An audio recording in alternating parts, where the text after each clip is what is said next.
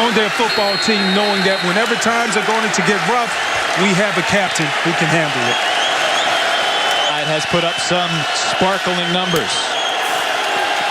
McKinley Lewis was in motion, and Terry Swanson, the tailback, stuffed sophomore middle linebacker Shaq Quarterman. Some call him a young Takeo Spikes, and this time Zach McLeod gets the stop for the Canes. No doubt this is the strength of their team. Zach McLeod plays with big instincts every time. 4 wide receivers for Woodside. His first throw hits Denzel McKinley Lewis. And that'll get the Rockets within 1 yard of a first down. 3rd and 1 coming up. Big play right here. They got to advance the sticks. 3rd and 1 using a hurry-up tempo. Important statement for both teams making here, and Swanson squeaks his way across the 40 for the opening first down of the game. Michael Pinckney with a stop. They did a good job. Their offensive line, Toledo's offensive line, did a good job, but just get it in the way when you only need 1 yard. You don't have to get much push, but just don't get pushed back.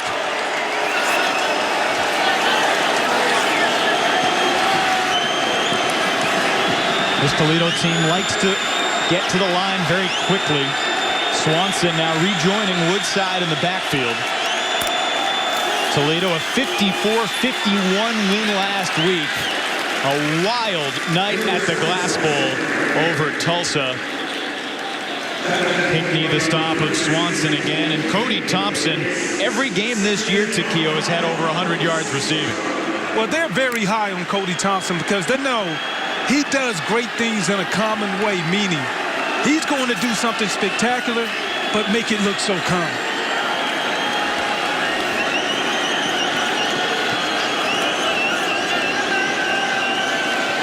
Second down and 5 for Woodside and the Rockets. Looking deep down the field, Thompson, incomplete. Woodside put it right on the money. He almost made a common catch. Come back. And when you take a look at the replay, Logan Woodside, he's making sure, okay, I'm going to find the one-on-one. Cody Thompson couldn't come down with it, but I expect a lot more of this today, Evan. They're going to find the matchups because this is key in order for these guys to not only create big plays, but keep advancing the ball for first down. 3rd down and 5. False start. Top of your screen. John Vay Johnson guilty. False start. Offense number 7. 5-yard penalty. Remains 3rd down. Very sloppy play. And the problem that they have, Toledo, on the offensive side, just all around, including the defense, they are very high in penalties. And it's hard to come in and beat a team like this of Miami, or any team for that further, Mac, if you can't continue to keep down the penalties.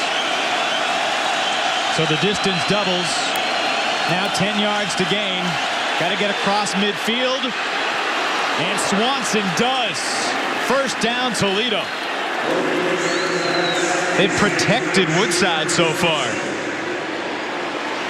Jason Kendall talked about their head coach. We need to find the matchups. We need to understand where's the one-on-ones, and then we will go ahead and decide where the ball is going. That's exactly what they've been doing over the past 5 plays. 12-yard gain on 3rd and 10. Toledo with wins over Elon, Nevada, and Tulsa.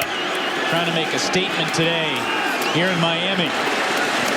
And there's Quarterman with a stop after just a couple-yard gain for Terry Swanson. Shaq Quarterman, he is the heart and soul of this defense. He understands it. Look, he lets the line clears right in front of him, and he sits back. We call it in the rocking chair, just wait until the running back comes to him. That is the reason why he was able to make that play.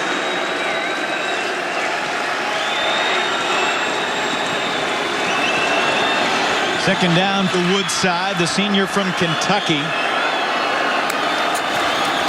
He broke all sorts of records last year, and he puts the throw on the money, but it's dropped by Deontay Johnson. This Miami defense they're counting on them for really big things, and the man in the middle is certainly the hearty star to watch, Shaq Quarterman. Shaq Quarterman brings a lot of things to the table with leadership. Now he seems to be understanding what more of his role is, getting everyone aligned, understanding my defensive line is going to make me look that much better, so I need to trust my instincts. It's easy to forget he played more than half of his freshman season with a bad shoulder.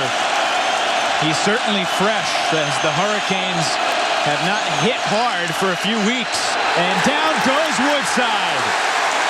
R.J. McIntosh in the backfield.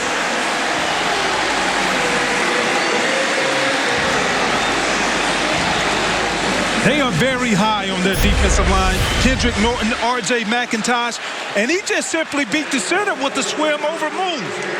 Those are big-time plays, what you want to see your defensive linemen come out there and create the pressure, which take pressures off of the corners. Bailey Flint on the kick, and whistles halt the play. I've been wondering what kind of pressure Miami would be able to generate against this Toledo offensive line. Mark Klaczynski is the referee today. It was fourth and very Illegal long. substitution on the defense. Too many men on the field. 5-yard penalty. Remains fourth down. So too many men on the field for Miami, but it's still fourth and long as a result of the 13-yard loss on McIntosh's first sack of the season. Braxton Berrios will be back to receive the punt. No flags pre-snap this time, and the fair catch taken by Berrios at the 15-yard line. Nearly 4 minutes in, Miami gets a stop. Hurricanes with the ball when we come back.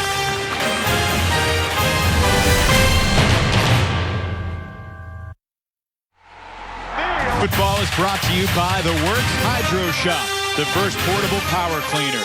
Ready, aim, clean. By North Myrtle Beach. Summer fun is even better in the fall. Find special travel deals at explorenorthmyrtlebeach.com. And by Toyota. Visit your local Toyota dealer today. Toyota, let's go places. Well, this campus has been a ghost town for much of the past couple of weeks, but things are starting to get back to normal, and this is just a wonderful sight. Football here at Hard Rock Stadium. Malik Rozier makes his third career start for the Hurricanes. Mark Walton alongside him in the backfield, and he'll take the football. And he's got some room. Walton to the 29-yard line. 14-yard gain for Mark Walton, who averaged 9 yards a carry in their opening game 3 weeks ago. I tell you what, I really like this offensive line. The freshman, Navon Donaldson, you see he's coming around. He's a big man. He's going to clear out anybody on that side. Mark Walton just reading his tips. Takeo Spikes thinks someone's a big man. He's going to have some girth to him. Rozier's first throw is complete. Mike Harley with another first down to the 40. I talked about him in the opener. He's one of the freshmen dynamic guys. They say if you get it, when he gets his hands on the ball, he's able to make big plays. Just a simple slant route. Toledo doesn't know much about these guys, so it's going to be a little give and field as we continue to go throughout the game. We haven't seen anything resembling a huddle from either team thus far. Walton going nowhere. It'll be 2nd and 10. Our keys to the game are brought to you by your local Ford dealer. And 5 minutes in, TK, what's the priority for both these schools? Well, it's very important that these guys for Toledo on the offensive side, they got to grip it and rip it. When they find the one-on-one, as you saw earlier, they did that. And also for Miami, very big play. Also for Miami, it's important for these guys is to not allow the big play. 18 plays of 20-plus yards that Toledo has gained throughout this course of the season. So it goes to show you that these guys are living and dying by the big play. First catch of the year for Dayal Harris, who had 9 receptions a season ago. And it's 3rd and 4 for Rozier. In the shotgun, play action. looking downfield. There was contact, and the flag flies. Overshooting Berrios, but there was contact, I think, before the ball was in the air. And this is going to be a holding penalty to extend the drive. And for Jason Candle, deja vu. Before the pass, holding, defense number 26, 10-yard penalty, results in a first down. Last week, Toledo had 3 penalties prolonged by 3 drives prolonged by penalties on third down. Braxton Berrios, he just caught him with a double move, a little stutter and go, and that's the reason why when you come with the zero blitz, meaning nobody's in the middle of the field, everybody is one-on-one, that's what you have to do to keep them from scoring a touchdown if your odds are not right as a defensive back. Into Rockets territory, Walton cuts it back. Breaking past everybody. Mark Walton's gone. 49-yard touchdown for Miami.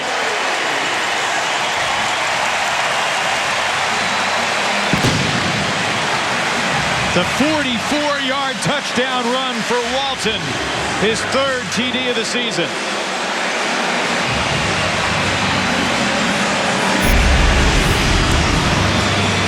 One of the most explosive backs. Look at the patience. Look at the vision that he's having. And by him having that, he allowed the line to clear down the defense line, and he cut it back and went right up the middle. And it's very hard to catch it. I love his patience. After the play was over, got the breakaway speed, too. On the offense, and a lot number of people 1. don't know that. When they see 15-yard penalty will be enforced on the ensuing him in kickoff. his stature, That is number 1. he only stands maybe 5'10", but he plays like he's a 6'2", 6'3" running back. Unsportsmanlike penalty against Miami after the culmination of the 44-yard touchdown. Badgley on the Lou Groza Award watch list. And he almost shanked it. For the Hurricanes, march down the field. 5 plays, 85 yards. Walton the score. eFootball is brought to you by Honda Generators. Miami's been waiting for a long time to play game number 2 of their 2017 season. Mark Walton has finally scored once again. Very good running back. And I think the more we see and the more we continue to see him play in the nation sees him play, he would definitely be one of the top running backs in the nation, if not the best in the nation. 44-yard touchdown, but then a 15-yard unsportsmanlike penalty, so Miami kicking off from their own 20. Penalty was on Walton. Here's Deontay Johnson, and he will run into not Malik Rozier, but instead Malik Young, the other number 12 for the Canes. This is important right here. Look at the blocks by the wide receivers. You see Darryl Richards. He put up a good block enough to get on number 13 to be able to let Mark Walton be able to split the seams. And this is important, Evan, because when we think about rushing the football with Mark Richt, they talk about not only do my interior offensive linemen continue to block and finish the play to attention to detail, but it's the wide receiver's job to make sure you get someone down the field as well. Head coach Jason Candle calls the plays for the Toledo offense. He was the offensive coordinator for the Rockets and got the head job when Matt Campbell left to take the job at Iowa State. Campbell was in Ames, Iowa, ready to join Campbell's staff. And then he got the call from the Toledo athletic director offering him the job. Terry Swanson up the middle, gains 4. Toledo's program has built incredible success over the past half-decade. They have, and you will be surprised by the amount of players that come out of there. Most recently, Kareem Hunt from the Kansas City Chiefs, running back, outstanding over the first 3 weeks of the season. NFL's leading rusher thus far, the rookie out of Toledo. The tight end who doesn't catch very many balls, Jordan Fisher, was in motion. Woodside scrambles. He gains 4 more, so 3rd down and 2 upcoming as Shaq Quarterman beginning to pile up the tackles. Now, even though this was somewhat of a busted play, Logan did a great job of advancing the ball, getting 4th yards. Now he's putting his team in the 3rd and manageable. 3rd and 2, that's a manageable situation to where it's easy for the coordinator to call a play. Cody Thompson at the bottom of your screen. And for the second time in the opening quarter, a Rocket moved early. 5-yard penalty, remains 3rd down. False start on Fisher, transforms 3rd and 2 to 3rd and 7. How does the mindset change for a defensive player, 3rd and 2 to 3rd and 7? Well, now you know when you go to a 3rd and 2, it's more of a man-up situation, and that pressure is on. Now it's the 3rd and 7. You can afford to come with the blitz. You can afford to play a little zone behind it because they can only do so many things out of certain formations, as you see right here. Don't have as much time to let the play develop if they come with the pressure. Woodside fires. Leaping into the air, and the ball dislodged. Malik Young there defensively. A flag is down closer to the line of scrimmage. Delay of game. And it was delay of game, so no 5-yard penalty. Remains 3rd down. The people here in South Florida, they are excited about some football in here. 2 false start penalties. And Malik Young, the defensive back, he did a good job of running with the wide receiver, but it's imperative. Turn your head around so you're not going to give yourself, so you're going to give yourself a chance to make a play on the football and not get called for a PI. 4th penalty already on Toledo. They had the 2nd most penalties in the nation through 3 weeks of college football this year. And on 3rd and long, Swanson gets back to the 40. They'll mark it at the 39. It'll be a 4th and 3 and probably a punting situation for the Rockets. Head coach Jason Kendall understands that, hey, we were at 3rd and 2. 2 penalties back-to-back, pushed us back 3rd and long.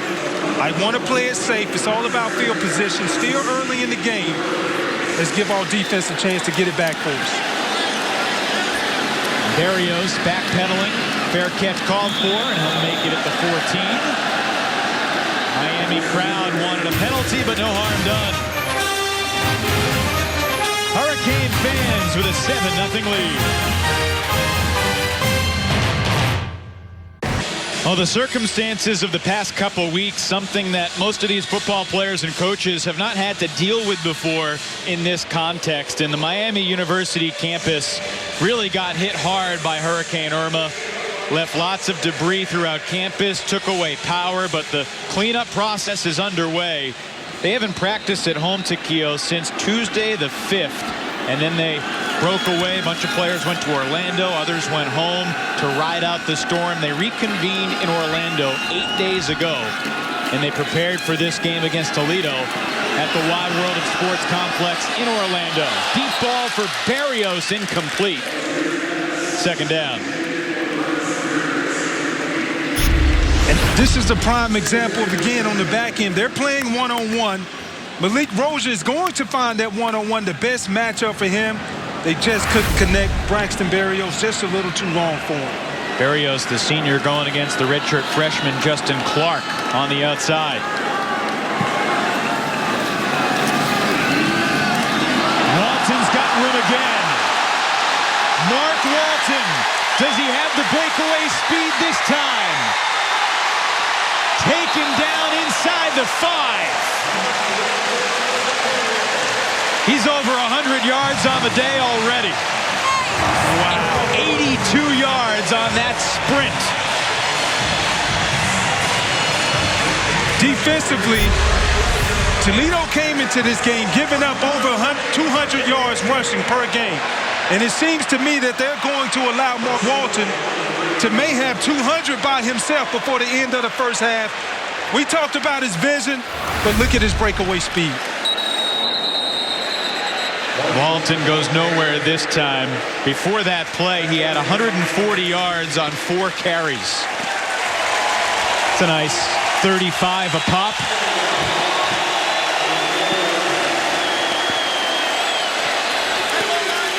It was Marcus Whitfield that saved the touchdown, got the tackle on the long run.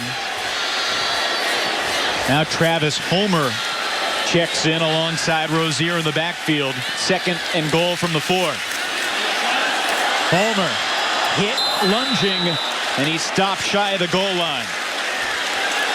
Again, Whitfield with the stop. Take a look at our CPI red zone statistics. This Miami team put up 41 points in its first game of the season. Badgley had a 50-yard field goal in that game. They imposed their will on Bethune-Cookman 3 weeks ago. Absolutely. And when this team gets into the red zone, they're going to score. And I like the percentages. And when you have your percentages that high, it increases the chance for you to win games, close games. Couple tight ends in the game. The gives to Homer. He runs into a stack of defenders. Homer's denied. So all of a sudden, a decision for Mark Richt as Richard Olakanma and Jack Lynch combine for the stop. And here comes Badgley on 4th and goal. They had 3 chances. You have to give a lot of credit to the defensive line of Toledo. You see Nate Childress up front, Marquise Moore. These guys plugged it up in the middle. That's the reason why they had no movement on their side. Mike Badgley was 2 for 2 field goals in the opener. And that one is up and through. So Walton runs for 82 yards on 1 play, but the Hurricanes can't get it across the goal line. Credit to the Toledo defense. And look at it. When you look at defensive line, offensive line play, you want your defensive line to be on the negative side. Get on the other side of the offensive line. That's exactly what they did. The big push up front. Nate Childress did a nice job of not only defeating the block, but taking this blocker and putting him into the lap of the running back. So a 19-yard field goal for Michael Badgley. And now he'll kick it off. What do you think defensive coordinator Brian George for Toledo is going to be talking about on the sideline in terms of trying to contain Walton's big plays? Well, it's important. I think it starts first schematically. He needs to put them in a better position to be able to defend the run and understand which running back is in the game. Well, Mark Walton now with 28 touchdowns in 28 career games. And we talk about the breakaway speed. I really wonder now, how is Mark Walton's going to come back? I said in the header coming in, it's going to be 3 things that's going to dictate how these players play, the conditioning. He's had 2 long runs for over 40 yards. Now, how he bounces back, that's very hard to do in this South Florida climate. He said before the season his goal is at least 1,500 yards this year, and it's early, and he lost a game, but he's well on his way. 3rd drive for the Rockets. They've got a couple first downs so far. This is Art Tompkins, the backup tailback, who's run for a bunch of yards, but none there. 2nd and 10. Taken down by Mike Smith. Mike made Smith, his first career start in the opener. Yeah, he did. And Michael Pickney, he was out for a half. He came back in, but that was a very nice job by Mike Smith, not allowing any penetration on the defensive side. Tompkins to the outside, leaves Woodside by himself in the backfield. 101 coverage. Stepping up and going down. This time Trent Harris, a game day captain today, with the sack. Flag on the play as well. And Mark Richt going to decline this. Holding.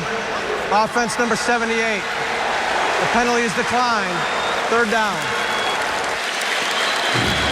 Miami's defensive front is doing a very good job. You look at R.J. McIntosh, the guys up in the middle, Anthony Moulton. The pressure coming off on both sides of the end. They knew coming into this game, Chad Thomas, their right defense end, Joe Jackson, these two guys are going to be studs. So it was imperative that they get the ball out of their hands and try to get a body on them to slow them down. They didn't on that time. Another third and long. Woodside steps up, fires, completes it. That's John Vay Johnson. Out to the 38-yard line. First down after a 15-yard fire. John Vay Johnson, he understands I'm playing some type of zone concept. He just found the soft spot in the zone. Great job by the quarterback, giving him the chance. Quick snap to Cody Thompson. And what did Jason Candle tell us? He said Cody Thompson always makes the first guy miss, and he did right there on his first catch of the day. Yeah, he said very rarely the first guy will ever tackle him, and he gave us a showing of that.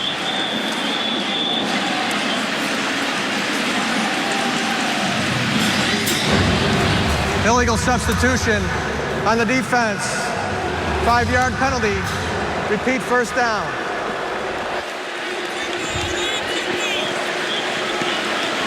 Manny Diaz, he knew coming into this game, the tempo.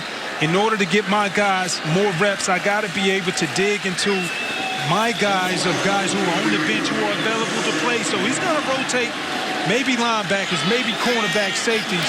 It's going to be hard for the defensive interior guys with the fast pace that Toledo is going right now. 1st and 5 after the 5-yard penalty. Woodside shows his shiftiness. Intended for Tompkins, but off his fingertips. And that's what's important. You look at the tempo. The tempo will make these guys, you don't know what to think when you're trying to get a call in. Shaq Quarterman, it should have been an easy sack, but you have to stay on the outside when you're an outside blitzer. That's number one. Keep contained.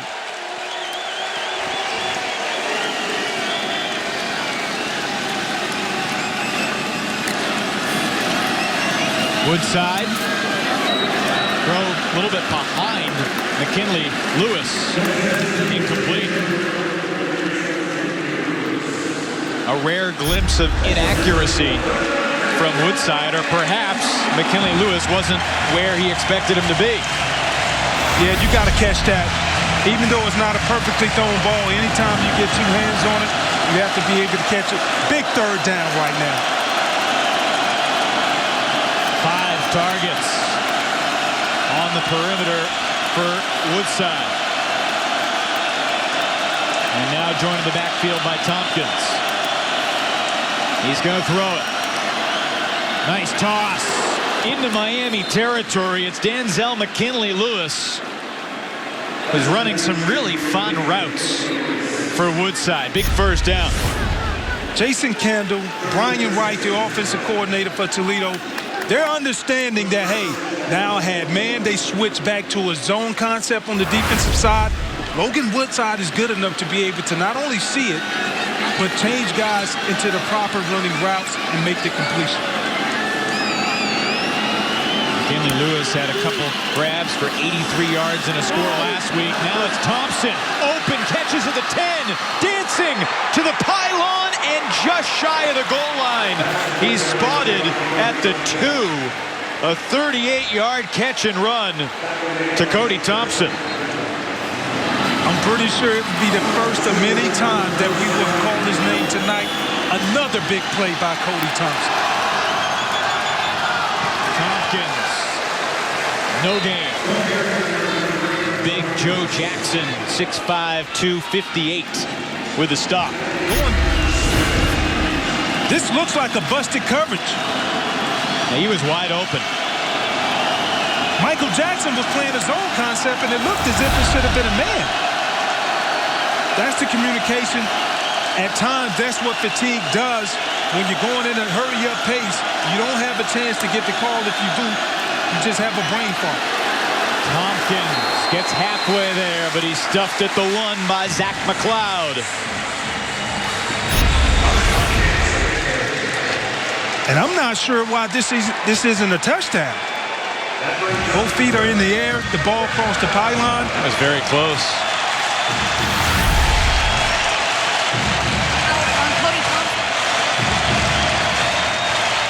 Now this is a Big third down. Huge third That is down. the end That'll of be the the first first quarter. play of the second quarter.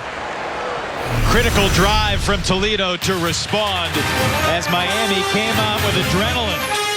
Mark Walton, the story of the first, is Hurricanes in front by 10. Second quarter on the 1-yard line, knocking on the door. This is a big drive. If they can finish this with the touchdown, not only are they back in the game, but it gives them a sense of belief that they're supposed to be here. Swanson stuffed. McIntosh and Young. A loss of 1. The kicker, Jamison Vest, started to run on the field. Now he's retreating. When you look at R.J. McIntosh, number 80, makes up his mind and decides to play, I don't think there's anybody can block him. He's playing on the other side of the line now. The kicker, Vest, was a couple steps onto the field. The coaches called him back, and now there's a flag. And it's another false start. Just a crippling Offense penalty. number 72. 5-yard penalty. Fourth That'll down. likely bring Vest onto the field.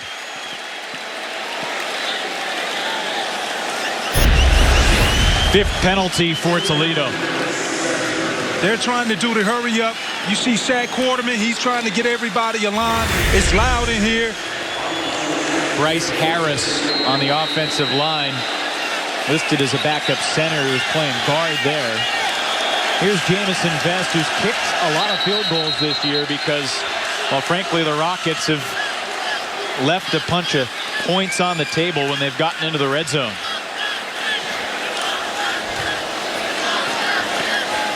Going to be a very easy field goal. They'll reset the play clock. For Jamison Vest, who was a high school quarterback, 8 of 9 on the season, and of course he kicked a 33-yarder at the buzzer last week. This one's from 24. And the Rockets have points. So Toledo back within a touchdown for second-year head coach Jason Candle. Less than a minute gone in the second quarter. Our tweet of the week is brought to you by Toyota.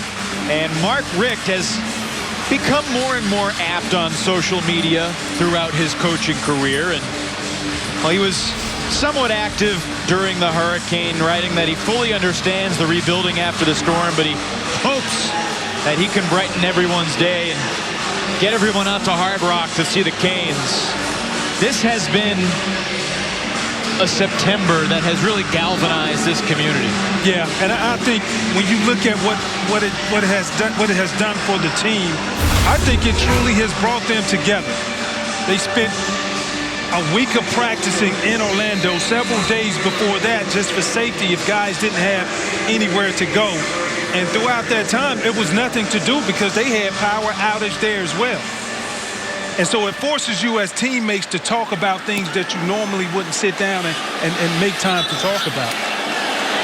Jeff Thomas from the 9, taken down from behind at the 22. For more on this Miami community, let's take it down to Lindsay. Thanks, Evan. As you guys said, Irma was absolutely devastating to this area. But as far as damage goes, 75% of the buildings on Miami's campus lost full power. They had over 300 staff and contractors working on campus at any given time. And as far as debris goes, there was 10,205 cubic yards of debris that filled 350 dump trucks. And that's the equivalent of 5,100 full pickup trucks. Wow. Unreal. Thankfully, Miami was able to keep tabs on all of its players and coaches, not just in football, but the entire athletic department. Miami. Timeout called by the Hurricanes here. We'll take it to Miami up by a touchdown with the football early second quarter. Football is brought to you by Quicken Loans. Rocket Mortgage by Quicken Loans. Mortgage confidently. By CPI Security, by your local Ford dealer, and by Blue Cross and Blue Shield of North Carolina. The plans you want, you got it. Well, the sun's back out here in Miami, Florida, and the fans are fired up. Good start offensively for Miami. Couple of drives, a touchdown, and a field goal, and 3 big plays so far for Malik Rozier, and more specifically Mark Walton. He's got 5 carries for 139 yards, bolstered by the 82-yarder in the first. Rozier runs into trouble but gets rid of it. Completes the pass. That's Michael Irvin II with his 2nd career reception.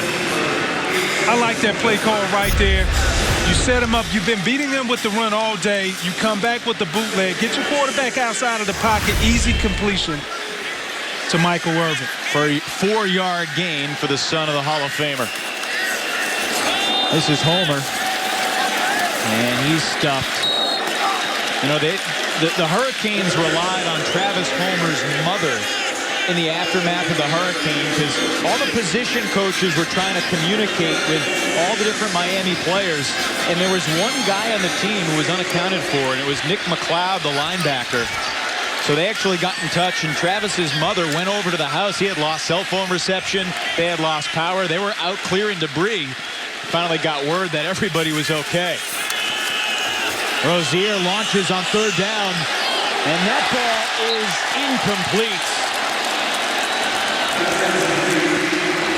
Kadar Holman on the coverage, intended for Deontay Mullins. You can't throw a better ball than that right there. Malik Rozier, he had nice touch, taking it to the time that he had off. And the way he lobbed that up there, only where his receiver was able to get it, but incompletion. The freshman Zach Fiegels, son of the longtime NFL punter, boots it. And a flag flies as the fair catch was made at the 37.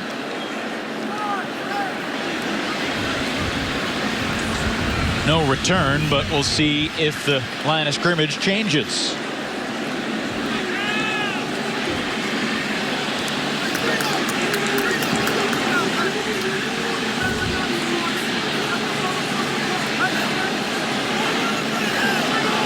Klaczynski. There's no foul on the play for a hold. Timeout.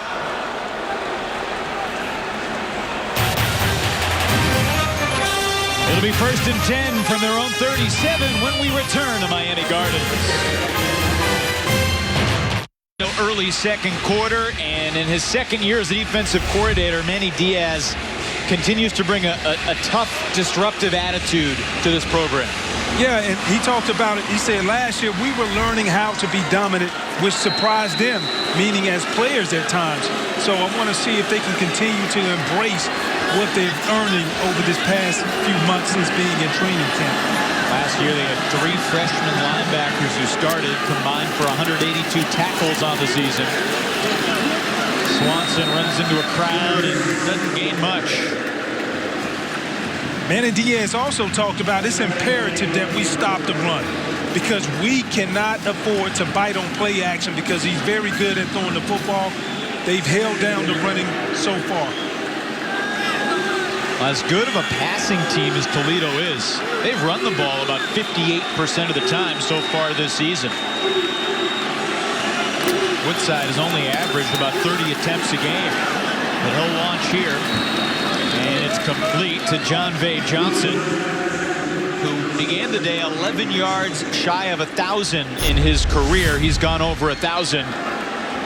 The junior from Indiana. Malik Young just using the press bail technique. I think he needs to be up more to allow himself to get back and see the quarterback. But simple pitch and catch, out route, pushed him in a short 3rd and manageable 3rd and 1. Toledo 4 for 7 on 3rd down so far. Logan Woodside, the 5th-year senior, calm and cool. Reggie Gilliam makes his first catch of the season. Kind of a dual tight end, fullback type guy. Gilliam with a 1st down. You see Shaq Waterman coming on the blitz, but Logan is patient. He understands the protection, can pick it up. He sees the receiver coming back across. And another thing, that was another third down conversion. Toledo was 4 for 6 on third down conversions in the first quarter. Miami has to do better in order to get off the field. I doubt Gilliam was on Miami's scouting report as a guy that you have to watch on third down. Here's Swanson, wiggles past one guy, and then at the 39-yard line, he goes down in the arms of Jackson after 4-yard gain. The thing I like about Terry Swanson, he's so small, but he's able to maneuver around inside between the tackles to not allow the first guy to be able to hit him. Nice vision as well.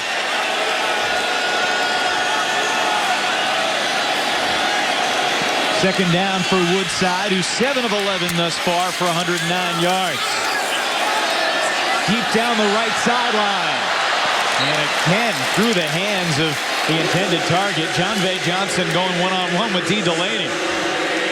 We've seen this a lot so far, these nice rainbow throws that both quarterbacks have put in pretty good spots. Listen, he's making it simple. He's finding out where I have room to go. I'm going to find the one-on-one. D. Delaney was there. Great ball thrown, hit him in the hands. He just dropped it. Got to make those type of plays if you want to win on the road at Miami. They went to Gilliam last time on third down. This time Woodside steps up, takes it himself, and slides safely at the 27. 12-yard scamper. This is great recognition by Logan Woodside, the quarterback. He saw they was man across the board, and all of his receivers were covered up. He said, you know what? It's wide open. I'll run right in the middle for the first down, and that's exactly what he did. One thing you notice with both the running backs and Woodside, they do a great job of taking care of the football deep down the sideline, and again through the hands of a receiver. This time it's Deontay Johnson. 2nd and 10 with 10 minutes to go in the second quarter. Deontay, I'm pretty sure he wished he can have that one back. That's another great ball that was thrown by Logan Woodside. But Malik Young, the defensive back, he has to turn around, because if that ball is underthrown or if Logan decides to throw a back shoulder fade, that's instantly going to become a pass interference call. It's a common refrain from football analysts in 2017 about defensive backs. How do they need to be coached to turn around? Here's Swanson. Another first down on the ground for Toledo. 1st and 10 from the 15 after the 12-yard gain. But let's talk about that over-the-shoulder throw. Yeah, when you deal with that, defensive backs, you just got to turn your head. But Terry Swanson, now you're seeing they're speeding up the tempo right now. And by speeding up the tempo, Miami did a complete overhaul change with their personnel, because guys are becoming tired. And that's what happens with the layoff. Toledo has not had a problem getting to this part of the field so far this year, but they've had trouble finishing drives. Play clock winding down with 1. He did not get it off, and the referees will blow it dead. Before the ball was snapped, delay a game, offense, 5-yard penalty, remains first down.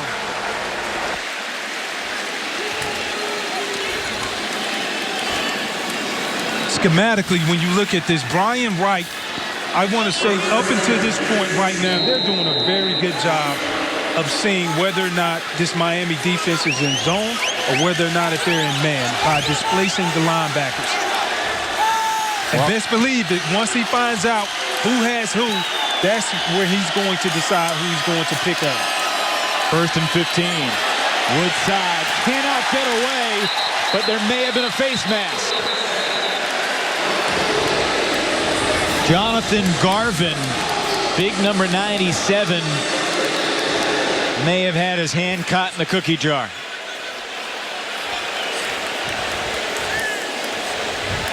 And this would be an automatic first down. Perhaps. There are 2 fouls on the play. Holding, offense, number 78. Personal foul, face mask. Defense, number 97. The penalty's offset. Replay first down. Jason Candle doesn't like it. But it'll be 1st and 15 again. Miami was lucky. Jason Kendall, he's hating it because he know that was an opportunity for these guys to be inside the 10-yard line. So instead, they're at the 20. Cody Thompson, top of your screen. And the quick pass necessitated by the immediate pressure, incomplete. When you look at this right before the play, he was looking outside, trying to tell his receiver, I don't know whether or not it was the running back. Oh, the running back. He tripped up the quarterback, so that's the reason why the ball went into the dirt. That's an unfortunate collision for Toledo. 2nd and 15. Thompson now in the slot at the bottom of your screen. And another pre-snap penalty. False start. Offense number 25. 5-yard penalty. Remains 2nd down. That's the 7th accepted penalty for one of the most penalized teams in the nation thus far. Timeout. Toledo. This is their first of the half. Timeout taken by Jason Kendall. He'll have some words. He was asked about it this week, and he just said, quite frankly, we've got to do a better job. Week on ACC All Access, we feature one of the ACC's top young quarterbacks, Duke's redshirt sophomore Daniel Jones. We'll talk about his relationship with mentor and coach David Cutcliffe. That's next week on ACC All Access. Check your local listings for your regional sports network. Toledo Rockets making far too many mistakes in the penalty department, TK. When you're on the road playing against a big team like this, you need every ounce of everything you have to be able to make plays, and they can't do this to themselves. Handicapping their effort, and Woodside ripped down. Trent Harris got there immediately. Whoa. Trent Harris looked as if he was shot out of a rocket. Unblocked. The guard tried to peel back and get him, but because his get-off was so good on the line of scrimmage, that's the reason why the offensive lineman couldn't block him. Trent Harris actually grew up a big Florida Gators fan. When he committed to Miami, his mom said, we're going to have to paint his room because it was Gators colors. 3rd and a mile, and Woodside can't even get Vest into a better field goal spot. So this is going to be a 49-yard attempt for Vest, who has one 49-yarder in his career. It was last year against Ball State for his career long. This is exactly the reason why Jason Kendall, he didn't want to be in long yardage situations. These guys was in a 3rd and 15, then moved all the way into a 4th and 20 plus. It makes it hard from a play caller perspective when you get into situations like that, and easier for the defense. Out of the hold of Thompson, the kick is money. Jamison Vest booms through another. He's 10 of 11 for the season. And the Rockets make some points despite the negative plays to conclude the drive. Big, very big stop. Very big stop for the Miami Hurricanes defense.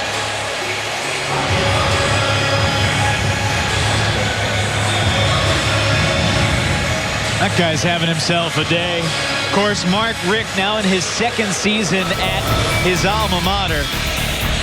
1979, he committed to Coach Howard Schnellenberger here at the U. He mostly was a backup to Jim Kelly in his career, and that certainly made him empathize with the 3 quarterbacks who did not win the starting job in the preseason this year. A lot of great quarterbacks have come through the U. Jim Kelly, Vinny Testaverde, Bernie Kosar. Greatness. Mark Richt talked about how he almost quit the team when he didn't win the starting job. Jeff Thomas out to the 28-yard line. Coach basically said to him, hey, take a few days, think about it. And he said, I don't want to be a quitter. And he's the only coach in the ACC right now that has more than 100 victories, more than losses. He's 155 and 55 in his career. Think about that. And that means he's a winner, a proven winner. And this team loves to follow him. They believe everything that he says. He practices what he preaches. Really a family atmosphere that he has tried to cultivate. And that was a huge part of the decision to cancel the Arkansas State game, which drew some criticism. Miami felt that all that criticism was incredibly unwarranted. You can understand why. Walton taken down by Lynch. Now think about it. They were trying to prepare for Arkansas State. It was a road game. And meanwhile, this forecast is just becoming more and more ominous. I tell you what, Jack Lynch did a nice job of just patrolling down the sideline. This is the official's timeout for an injury. Scary injury moment timeout. here. Mark Walton.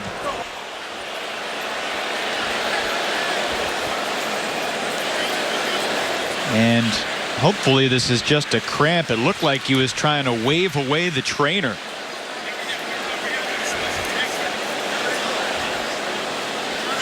This place has gone very quiet. Very quiet. Of course, Mark Walton had a crazy offseason. He became a father.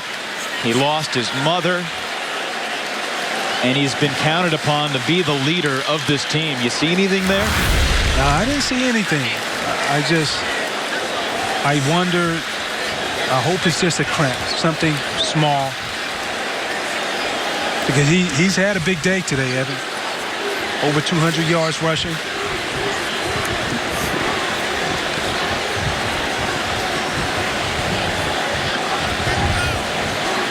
Well, I'm sorry, not 200 yards. On his way to 200 yards, but 6 carries for 137 yards. So let's just hope he's okay.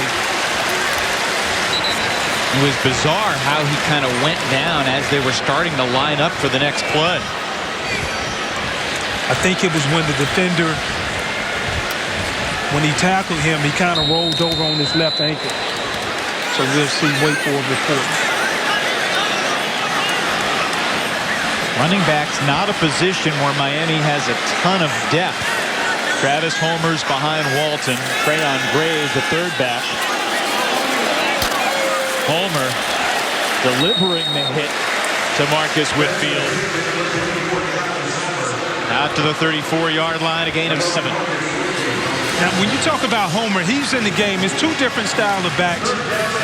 Both are very aggressive, but with Homer, he's a one-cut, see it downhill, and go get it.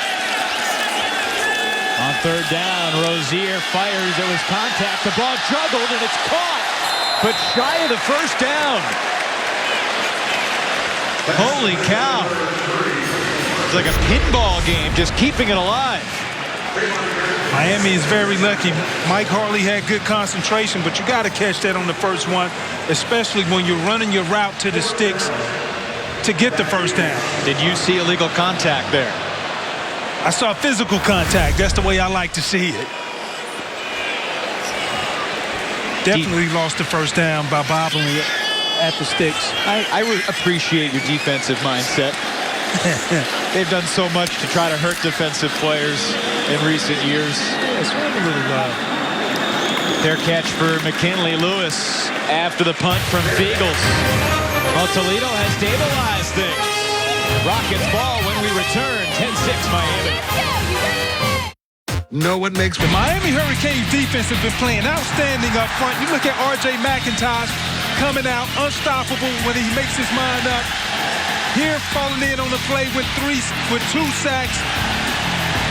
So overall, the pressure as far as what they are applying has been very, very good.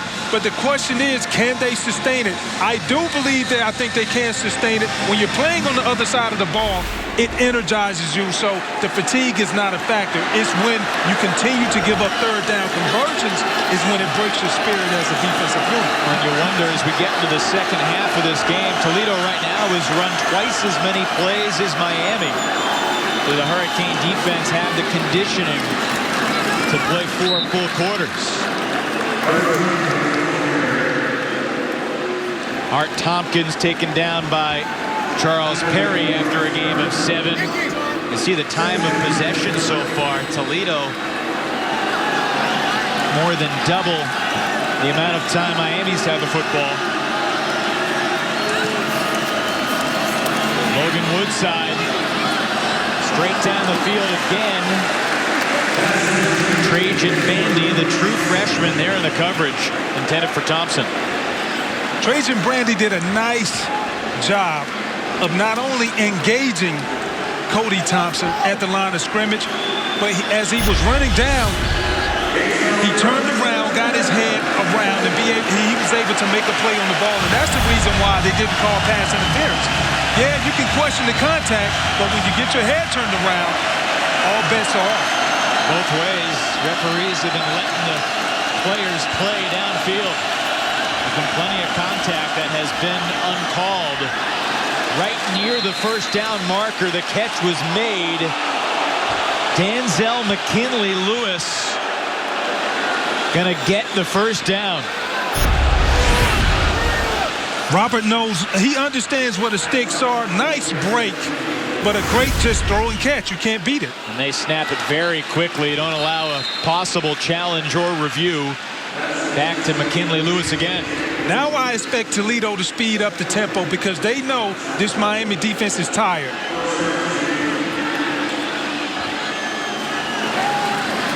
Woodside, another quick throw, and his receiver went stumbling. John Vay Johnson had a step and then perhaps incidental contact. Got his feet tangled up.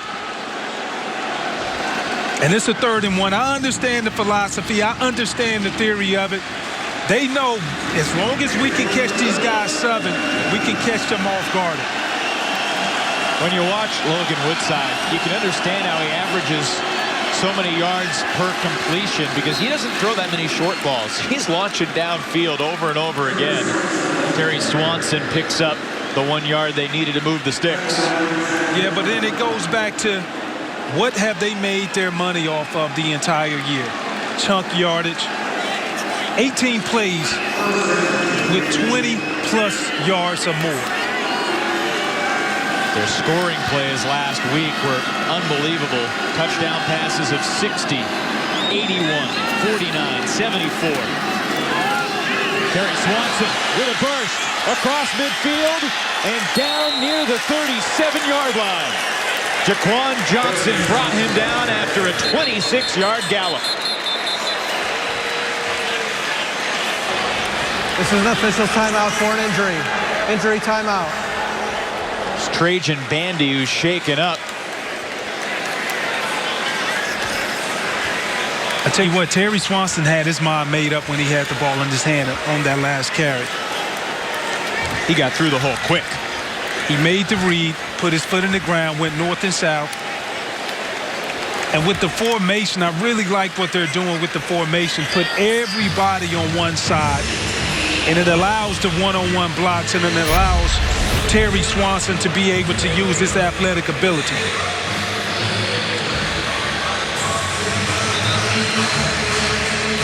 Hard to tell where Bandy got hurt, but here's the decisiveness. Nice blocking up front. And Swanson is the type of back, because he's only 5'10", the advantage of it from on the defensive side, there's no advantage, but you can't see him.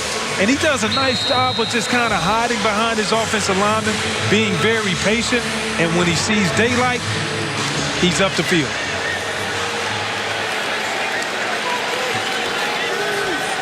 That was the longest run of the day for Terry Swanson. He's now got 69 yards on a dozen carries. 1st and 10 from the Miami 37. Woodside, downfield, open man, John Vay Johnson. Touchdown, Toledo. 37-yard strike. And for the first time today, the Rockets are in front here in Miami. This is the second time that they went after the right corner, D. Delaney. And it's the same result, but this time they actually called it for a touchdown. Delaney is playing a zone, but everybody else looks as if they're playing a man. And that's what makes it so hard. Definitely miscommunication going on out there on the field, and I'm curious to see what Manny Diaz is going to do to make this adjustment. 13 unanswered points after Miami jumped out to the 10-0 lead. 8 plays, 84 yards, culminates in the 37-yard touchdown. That makes the play caller, Jason Candle, a very happy 37-year-old head coach.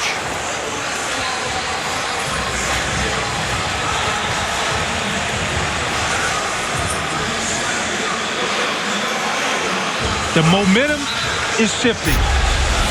It has changed. And when you look at the all-22 camera, these guys are playing a man on one side and a zone on the other. Delaney, he didn't even get anything on the wide receiver. And that's principle. When you're at midfield and you're defending a great passing team, it's imperative that you disrupt his ability to come off the line of scrimmage. He didn't. Then also it looked as if that he thought that they were playing zone, and he's running scot-free. Delaney, FCS All-American at the Citadel, playing his final year of eligibility at Miami, and either he made an error or one of his teammates did. The miscommunication leads to the touchdown. Jeff Thomas from his own goal line, and he's dragging Ronnie Jones, who is hanging on to his back, out to the 27, and that's where Miami will resume. Today's weather update brought to you by North Myrtle Beach. This is an official's timeout for an injury. Injury timeout.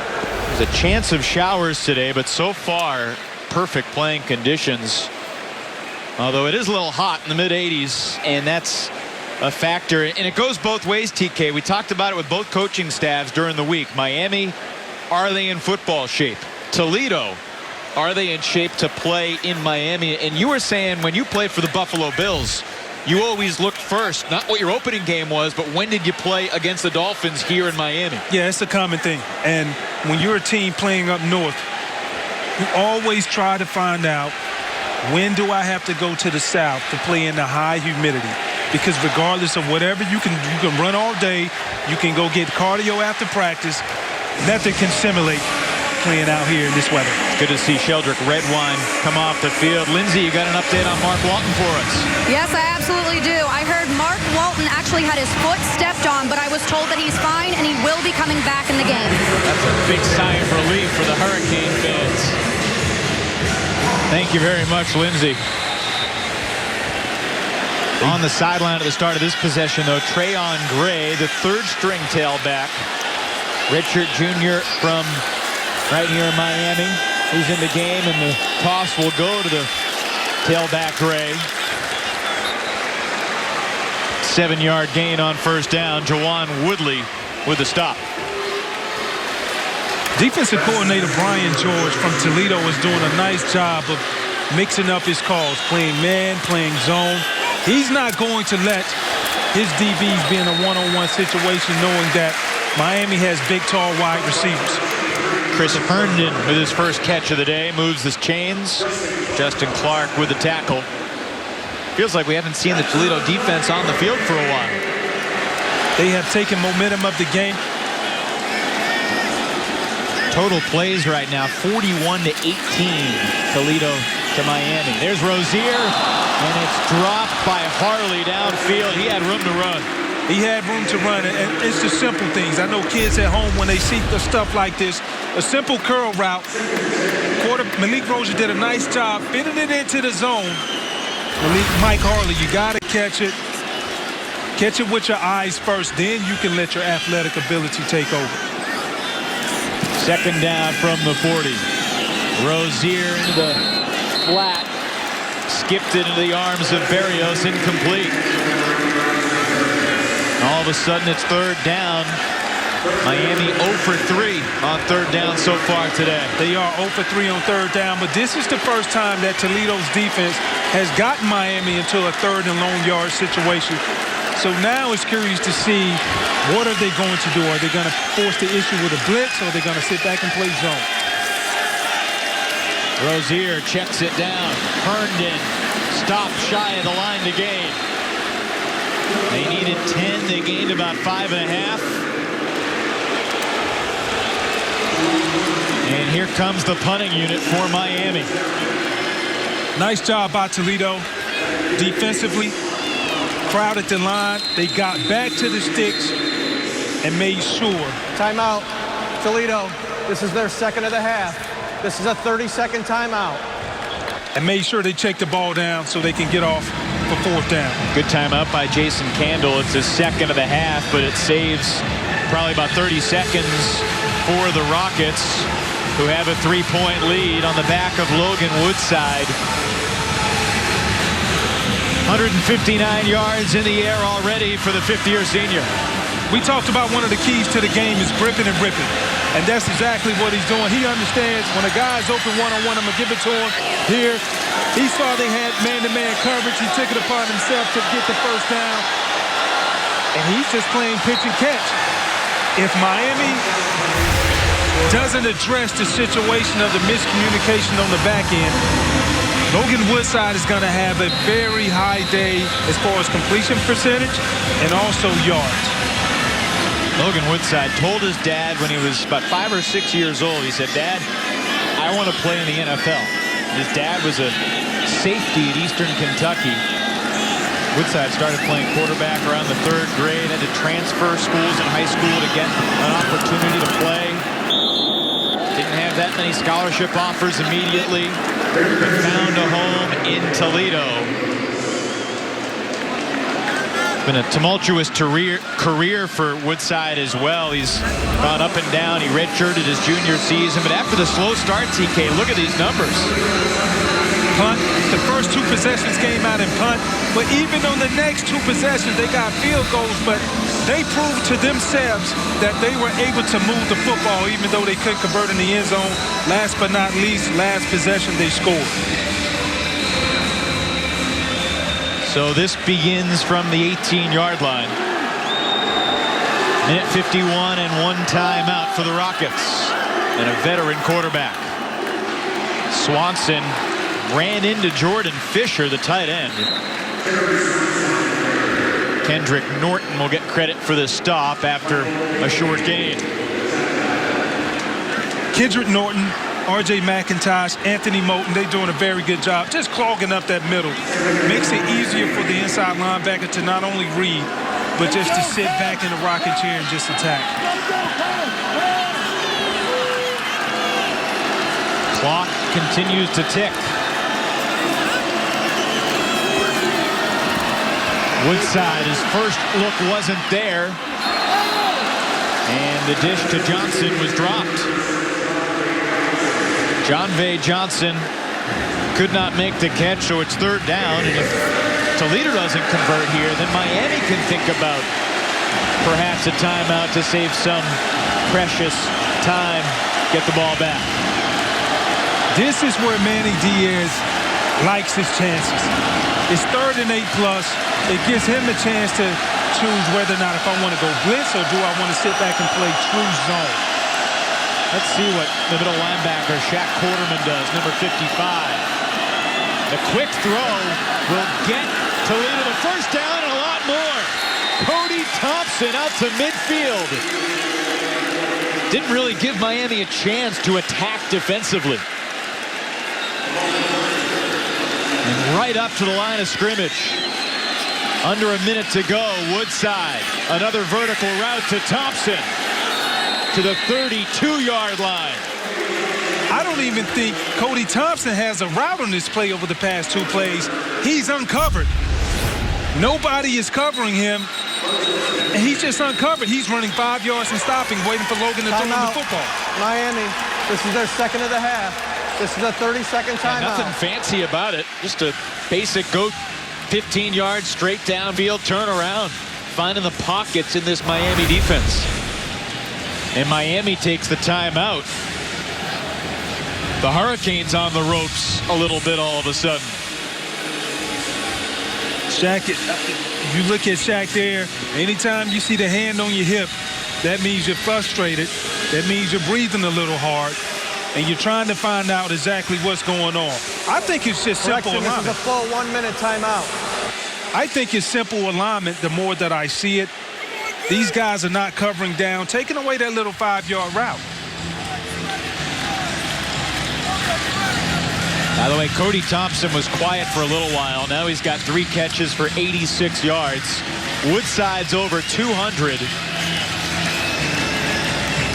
12 of 23 for 207 and a score. He's hit 5 of his last 7 for 98. 47 seconds in the first half. Terry Swanson ran into the back of his lineman again, but he still gains a positive 7 yards on the play. That was a nice call by Toledo. They saw the outside linebacker coming off on the edge. They ran it exactly where he came from. That's the reason why they were able to get 7 yards. Woodside on 2nd and 3. Overthrows Thompson this time.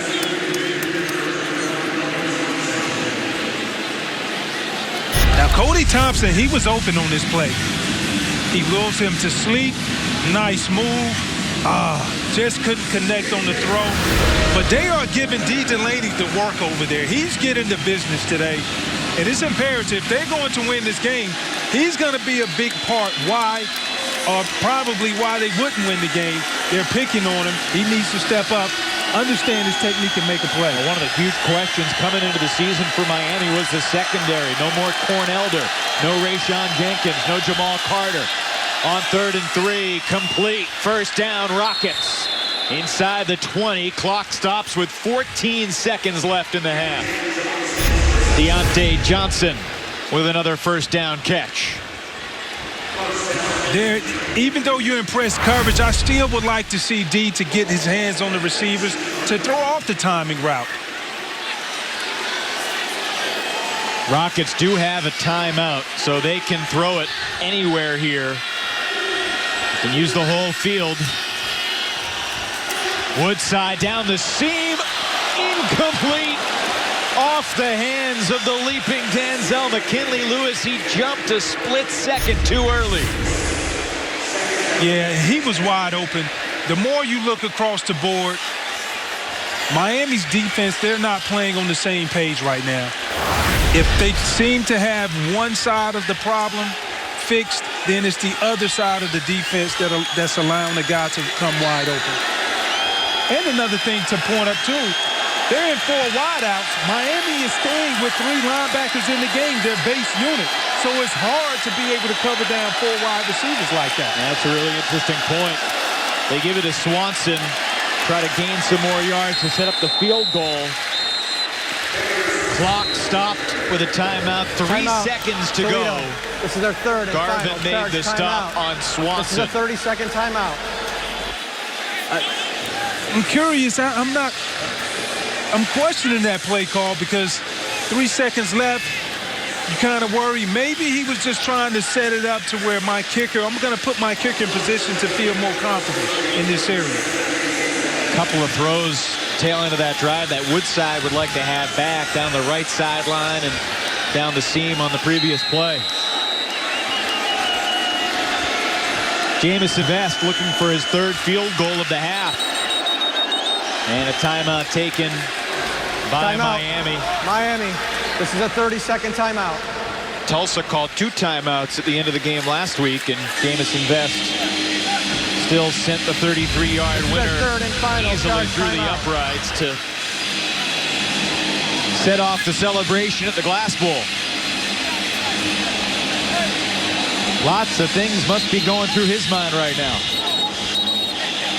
And when you look at this, Evan, you know, people knew Miami coming into this game, they were going to be tired.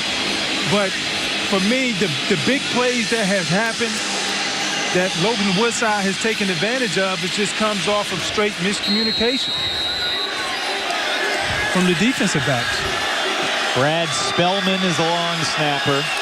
The receiver, Cody Thompson, is the holder. And Vest hooked it. It's no good. But a flag was thrown. And you think he jumped offside? Yeah, he was a little early. Wow. Offside. Defense number 22. 5-yard penalty. Repeat, third down. The period will be extended for an untimed down. Sheldrick Redwine got a nice get off, too much of a nice get off. That's the reason why he was called for offsides. So it becomes a 32-yard field goal now for Vest. Barring another penalty, this will be the final play of the half.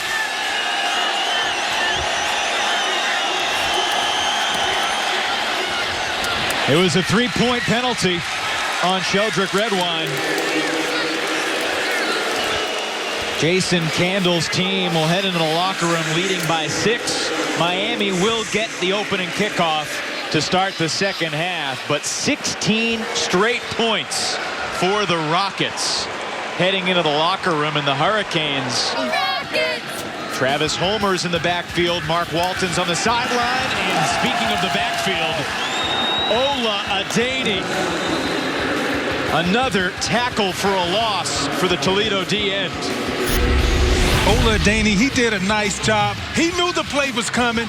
He did an inside rush move on the tackle, which allowed him to get upfield, get penetration, and make a tackle for a loss. Nice play by Ola.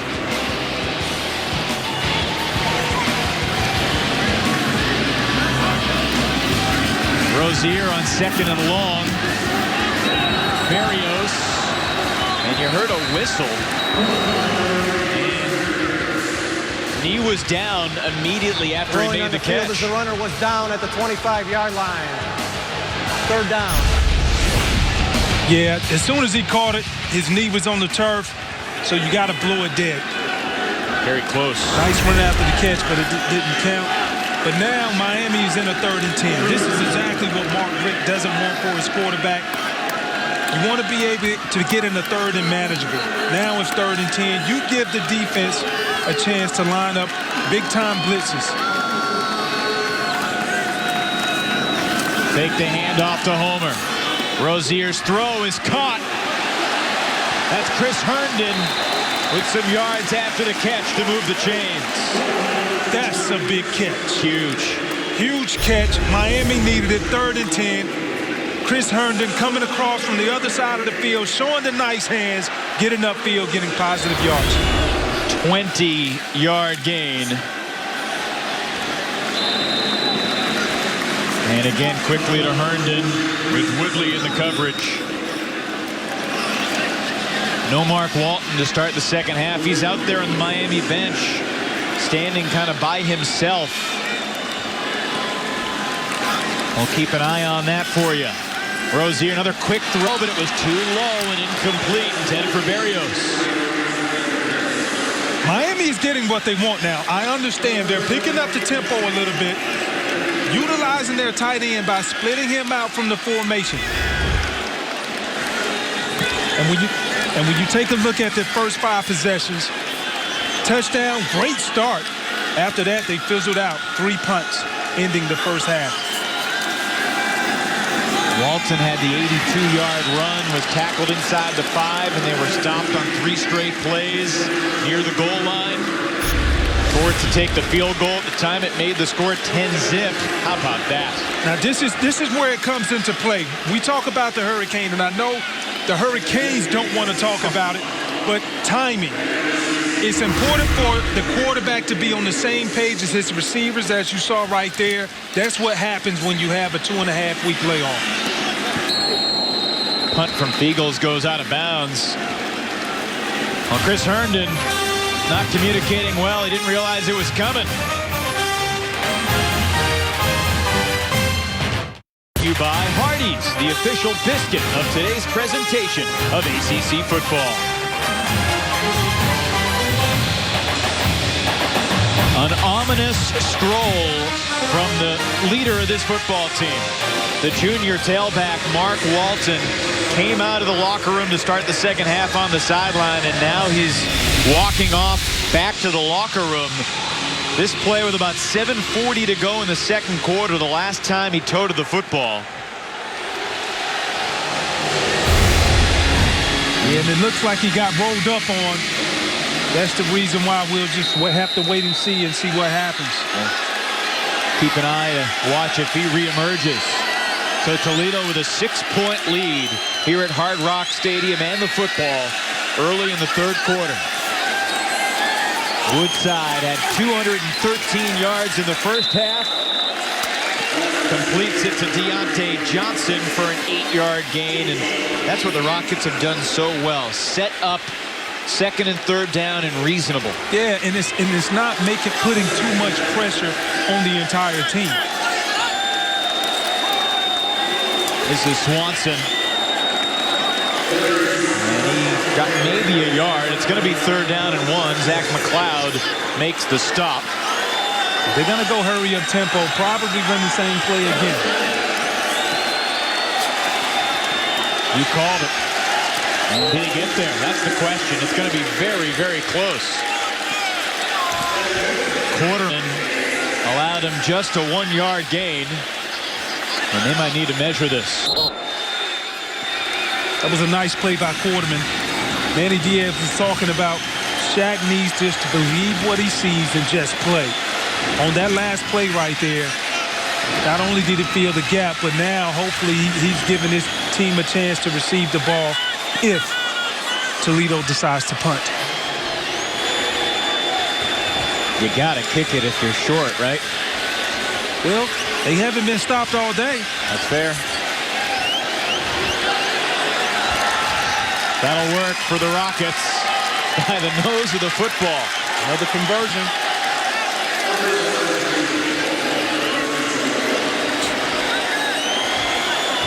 The few Toledo fans that have made the trip from the Glass City, they're enjoying themselves here on a sunny day in South Florida.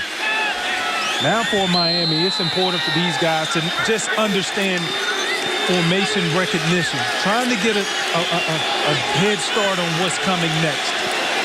Rockets are now 11 of 15 on third down conversions on the road against a very talented ACC opponent. Swanson to the 35-yard line. He picks up 2 more before McLeod brings him down. Shaq Thompson, he did a nice job being patient. You got to bring your feet. Missed the tackle, but Zach McLeod, his buddy, backed him up. This Toledo offense moved the ball so well in the second half against Tulsa last Saturday. They scored quickly against the Golden Hurricane. They've been more methodical about it today, and this time Woodside goes nowhere. Chad Thomas wraps him up. Losing 1 yard, the 4th sack of the day for the Miami D. We talked about you got to be able to disrupt Cody off the line of scrimmage. Nice job of just shadowing him right there. Coverage sack overall. Logan can't find anybody. The defensive ends, Chad Thomas applying pressure. And the Hurricanes get off the field on third down.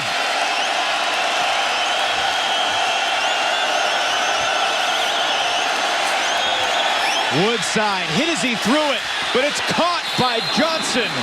Deontay Johnson near midfield, first down Toledo. 16 yards on the pitch and catch. And Woodside paid the price. They got great pressure up top. But I tell you what, the timing is perfect. Nice route. He stuck him hard inside to be able to get separation for Logan to be able to make that completion. Clutch third down conversion again. Short throw this time. Back to Deontay Johnson. The redshirt sophomore who grew up here in Florida, having himself a day on the road. And it seems to me that they're going to pick at Delaney. When we talked to Coach Campbell early in the week, he talked about we're going to make it simple, not allow our guys to think, find the mismatches and let us go to work. And that's exactly what they're doing with D. Delaney. Another 7-yard gain on first down. Sets up 2nd and 3. Woodside had an open receiver, and Denzel McKinley-Lewis just lost his footing as he tried to cut and come back to the football. And here's another concept. They're playing man-to-man, but nobody is on it. So, you know, for me, this team has played much better defense in the past, but you have to question with the layoff over the past 2 weeks why, not even why they're not synchronized. That's exactly why. And Mark Richt didn't really want to answer that question, but his non-answer was something of an answer. And you see the impact. Another 3rd down. And this time the Miami defense stands tall. Swanson had nowhere to go. He lost a couple yards. 4th and 5 from the +45. We'll see what the Rockets do. Look at Anthony Moten. He's staying inside of the guard, using his hands, keeping his vision alive, going down the line of scrimmage. Nice play. Very nice play. Took a little while. The punt team was lingering on that sideline, and then Candle made the call. The punt unit on the field. Bailey Flint. Barrios standing at his 10-yard line. Towering spiral punt. Fair caught around the 9. In his 2nd year as the defensive coordinator, Manny Diaz enjoys a 3rd down stop. Back to Miami, the Hurricanes scored the first 10 points of the game, but 16 straight for Toledo. What's gone wrong for the Hurricanes offense? Well, when you don't play within 3 weeks, the timing is off. Malik Rosa, he rushed the throw, threw it in the dirt, and you can tell the similarity of not being able to understand when certain guys break out. Still no Mark Walton. Dish it out to the flat. It's Travis Homer. Breaks 2 tackles and a 3rd, and he's finally clawed down by Richard Olakonma after a sizable gain. 20 yards for Homer on the dish from Rozier. If the Miami Hurricanes want to get back into this game, they got to be able to do it with the running back position. Homer needs to be more involved. This time it's Herndon on the quick dish. Lindsay's got an update on the Miami running back. Lindsay. Yeah, guys, Mark Walton did come out for the 2nd half, but he actually turned around and went back in with the team doctor. He's now back on the sideline. He's jogging, he's cutting. He seems to be getting loose, so I wouldn't be surprised if we see number 1 in the game here shortly. We will wait and see. Homer on the screen down the sideline. Runs through another Toledo tackler. Into Rockets territory. It was Whitfield who took the brunt of that booming pad-level rush by Homer. Homer looked as if he was trying to hit a home run with that play. They're getting him more involved. And look how he has so much power. He's trying to run through every defender. That's where they're different when you try to compare him and Mark Walton. Homer's now got 3 catches for 46 yards. Rozier has time. Complete. Michael Irvin the 2nd. Down to the 23-yard line for the Hurricanes. Nice play call. Freezing the linebackers. And once you freeze the linebackers, it's going to allow the tight end Michael Irvin to be able to come across the middle with a free uncontested catch. A little bit thicker than his father was. He's still got good hands. With the pressure coming from behind, Rozier's short throw incomplete. Off the hands of Trayon Gray. 2nd down. I know Miami, they're chomping at the bit to get inside of this red zone. One of the very successful teams when they get inside the red zone as far as walking away with points. Rozier in the shotgun. And he was trying to call the play, perhaps throw an audible. 5 yards the price. Ball start. Offense number 55. 5-yard penalty. Remains 2nd down. The freshman Navon Donaldson, who the Hurricanes are frankly giddy about. This guy came into the U around 6'6", 380. He's lost about 40 pounds since he got here. True freshman. They see him as the possible future left tackle. And he's only going to get better. Mistake cost him 5, though. 2nd and 15. Rozier escapes the pocket. Flag thrown. Rozier to the goal line and into the end zone, but there are 2 yellow flags on the field. Usually when you see flags back in the pocket where the quarterback was at, it's always holding. This is going to come back. Holding. Offense number 52. 10-yard penalty. Repeat 2nd down. The senior left tackle, Casey McDermott.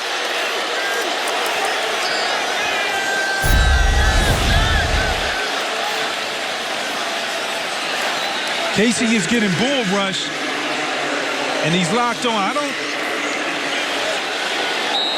He never let go. I really don't see any. I don't see holding with that. They do that every play. That might be the reason why I'm in the booth.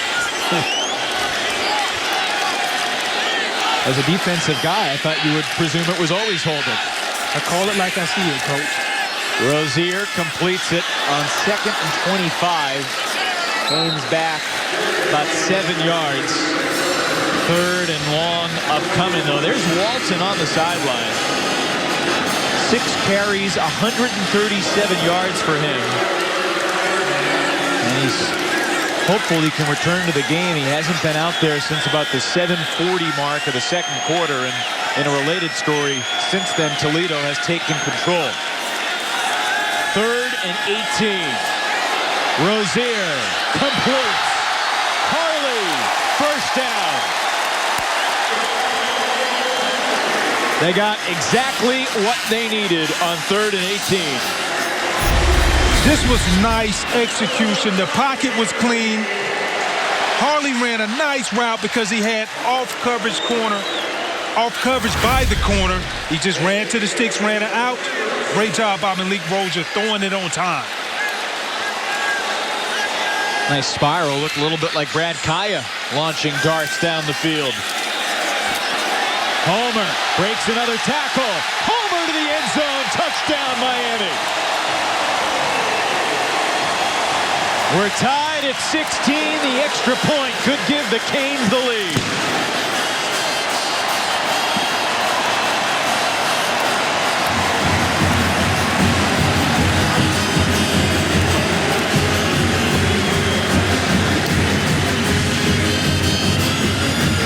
Very nice sequence of plays by the Miami Hurricanes. Speeded up the play. Now they have the momentum. Badgley's extra point is good. Remember, this drive began at their own 9-yard line. 8 plays, 91 yards, culminate with a Travis Homer touchdown from 12 yards out.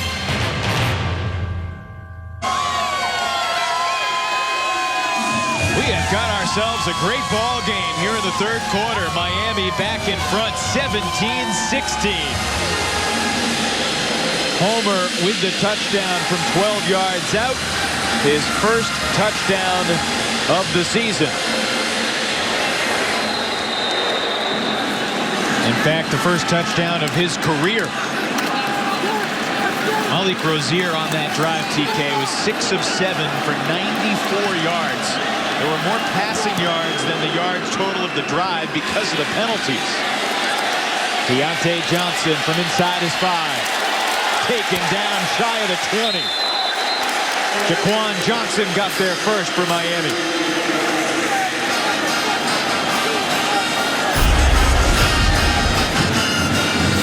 Look at Travis Homer. He's letting the blocks develop. He runs hard anyway, but by him doing that, getting help from receivers down the field blocking, makes it easier to get touchdowns that way. The momentum is down back on Miami's side.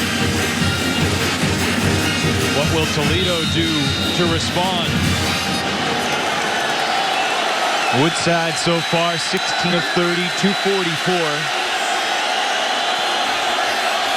He's got a bunch of options with Tompkins by his side in the backfield. Here's Cody Thompson in motion. Play clock down to 4. They get it off. Woodside to Thompson. He's hit immediately by Perry. 4th catch of the day for Cody Thompson.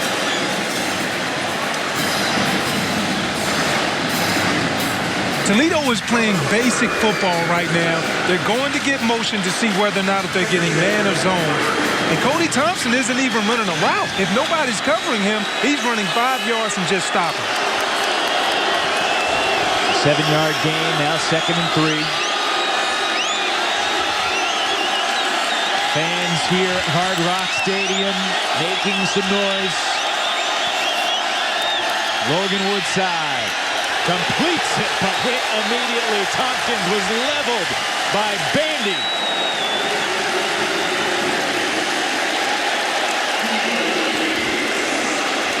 Lost a yard on the play.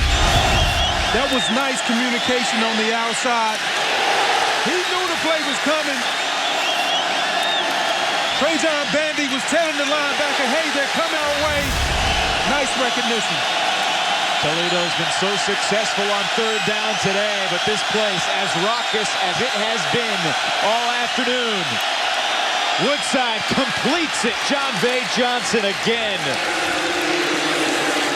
Manny Diaz decided to come with the full blitz to make him get the ball out of his hands. Quick decision, turned into a 1st down. 17-yard gain for John Vay Johnson. And this simple pitch and catch. Move the sticks. His dad, Jason, played in the NFL for 4 years with the Broncos, Steelers, and Saints. Reliable target for Logan Woodside. New set of downs for the Rockets. Out of the MAC. Preseason favorites in the Mid-American Conference this year. Nearly a lateral. Flag on the play. Deontay Johnson did not gain much. Malik Young with a stop. Let's check in with the White Hat. There's no foul for illegal formation. 2nd down. Okay. I tell you what, the Miami Hurricanes coaching staff, they were yelling so loud. Their players didn't have a choice but to know where the ball's going just then. So great recognition. It's not what the coaches know, it's what your players know. And now Miami seems to be picking up the tempo a little bit as far as awareness. They lost 4 yards on the completion. The down marker was incorrect on the far sideline. It was reading 1st down. It is actually 2nd down. They get that correct. Miami sideline is imploring this crowd to get loud. This is a home and home. Miami's going to the Glass Bowl September of next year.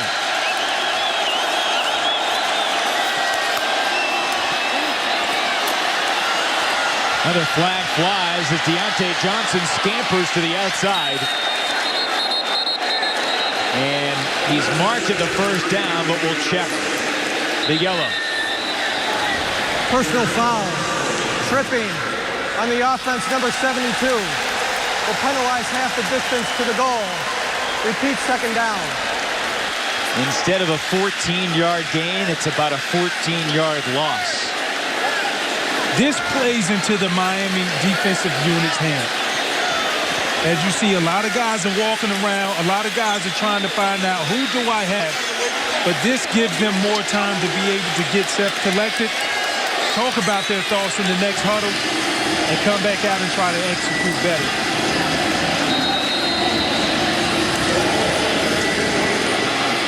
One of the reasons Toledo's been so good on 3rd down is they haven't had 3rd and a million.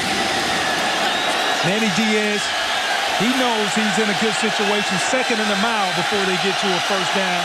We'll see what he does. 2nd and 28 to be exact. Fake the handoff. Woodside rifles downfield. It's incomplete. McKinley Lewis was the target. Manny Diaz did a nice job of that call. He went to a 2-man version, meaning everybody is manned up, but you play a lag technique, meaning you lag behind the defender because you know you have help over the top. That made that throw that much harder to be able to complete for the quarterback.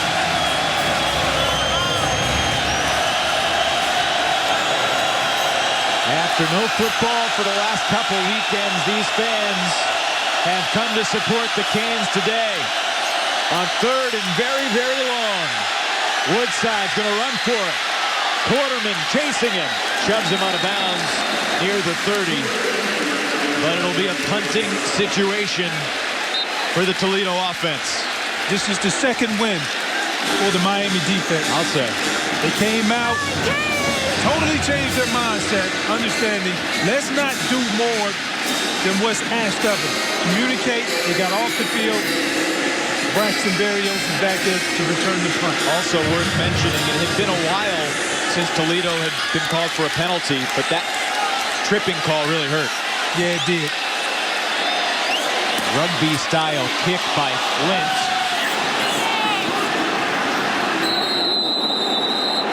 Flag down near the kick.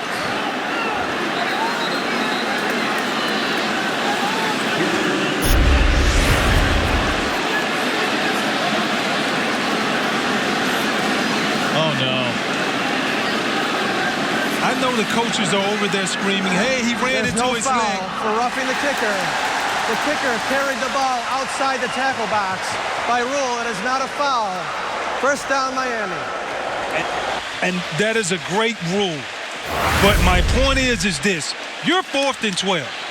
And if you know that if you're going to go in there anywhere close to that kicker, pull off, because you're giving them an extra opportunity to get more momentum going. Michael Jackson knew the rule or got lucky, one or the other. And that's huge. Miami keeps the ball. Both.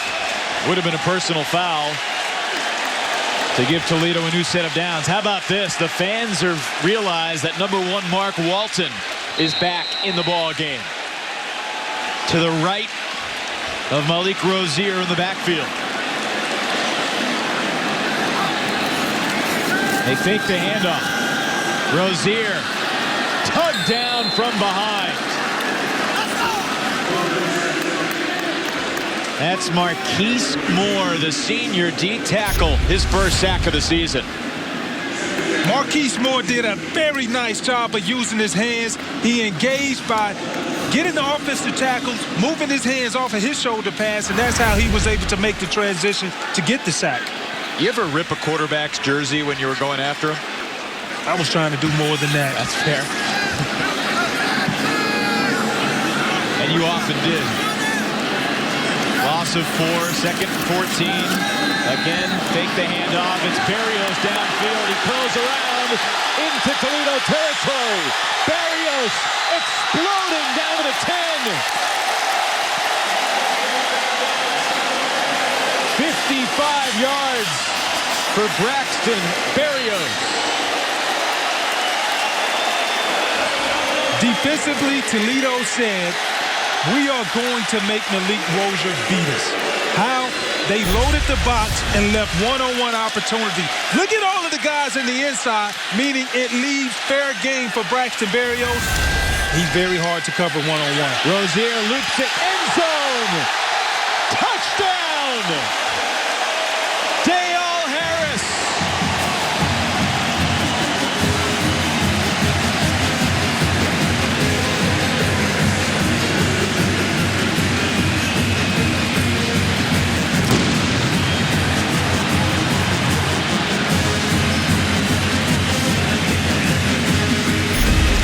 What a sequence.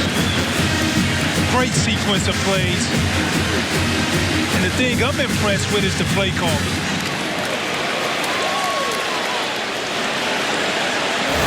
Rozier really trusting Harris there, just looping it up high. That was Malik Rozier's drive right there. He understood what was presented in front of him, loaded box, making the great throws when needed be. First touchdown for Harris.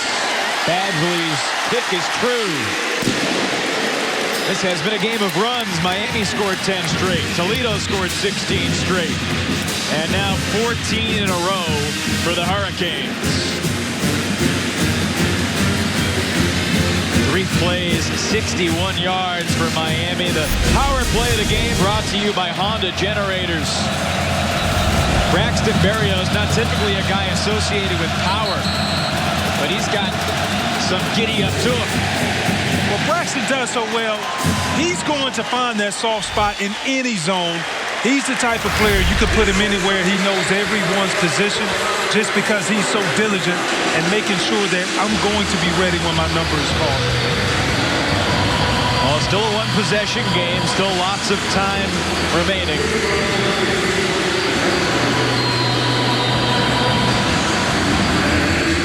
10-yard throw and the score from Rozier to Harris.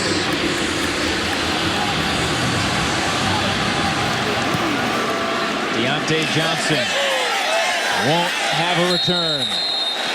Toledo ball from the 25.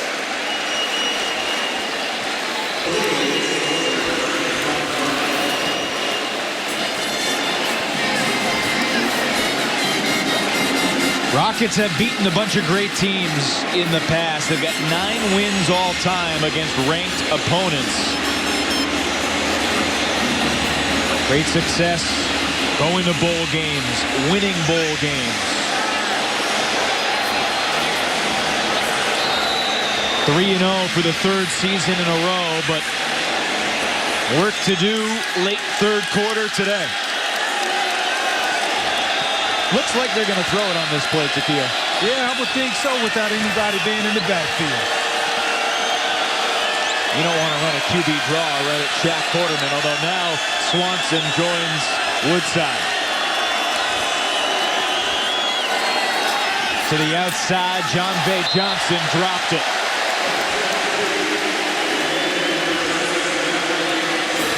Now Logan is going to have to put this team on his back. Get all the guys back in the huddle, let him know he's making the right reads, but John Bay, he's trying to run before he even catches the ball, and that makes it harder. You associate that drop with fatigue? No, that's not fatigue. You just not paying attention to the ball, doing the little things first. Fair enough. 2nd and 10.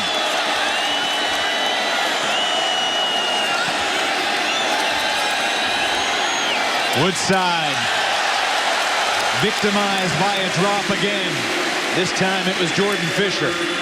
Manny Diaz said on that play right there, we are going to come after them. He moved the inside linebacker, Shaq Quarterman, brought him on the blitz. They had one-on-one. He had him, but Logan kind of threw the ball behind him. Made it a tough catch for his receiver. Miami defense has seemingly gained confidence. Made a couple adjustments. On 3rd down, Woodside under pressure, steps up, lost the football. Miami's got it. Sheldrick Redwine recovers. Hard Rock has come alive late in the 3rd. There is a flag on the field.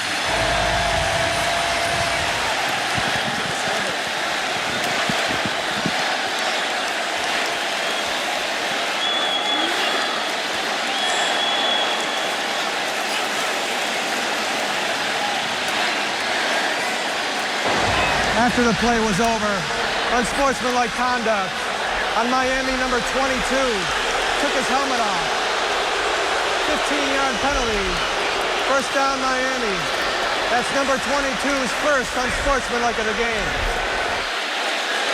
Sheldrick Redwine, way to come to the party.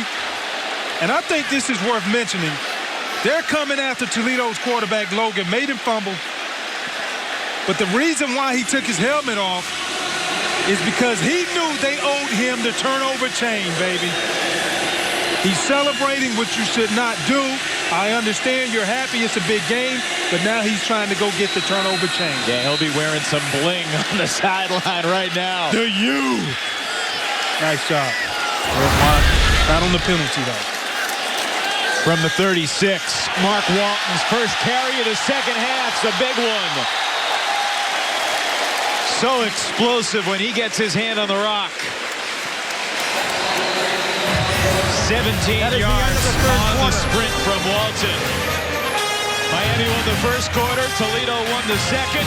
All Hurricanes in the third. And now we head to the fourth in South Florida. Miami by 8. We head into the fourth quarter here in Miami. The Hurricanes lead by 8, and they're on the move again with Mark Walton back in the game.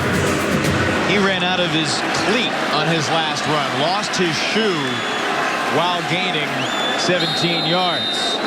But he's back out there with a freshly tied boot. First and 10 from the 19-yard line for the Hurricanes. They outscored Toledo 14-zip in the third. 14th ranked team in the land, looking for more. Caught by Berrios for the touchdown.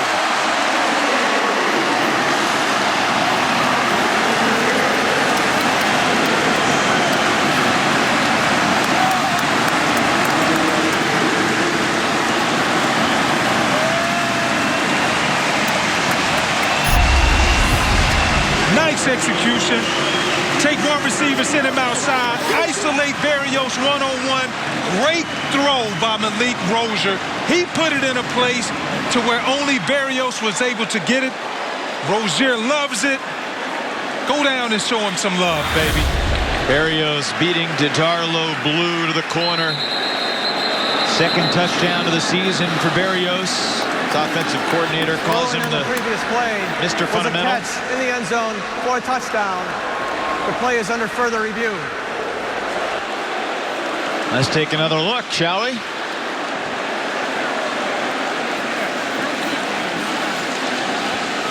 What does it got to mean for a guy like Berrios? Grew up in Raleigh, North Carolina, but has been a lifelong Hurricanes fan. Now in his senior season. Did he hang on? That's great concentration. Nothing to overturn it there, I don't think. Ball hit the ground as he rolled on it, but it seemed like he maintained possession. Let's see. As long as you maintain possession and it doesn't roll, then it's fine. It's a completed catch.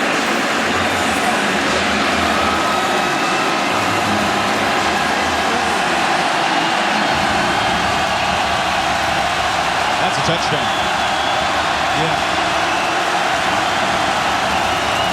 Wasn't terrible defense by Blue. He had his hand in there. Well, nice defense by Blue. If you have to critique anything, you will probably say, okay, let's try to rake the pocket, meaning when Berrios' hands came together, try to pull his hands apart. But other than that, good coverage. Just was a great thrown pass. Berrios, 79 yards in the second half. The ruling on the field is confirmed. Touchdown. Another ovation to senior Braxton Berrios.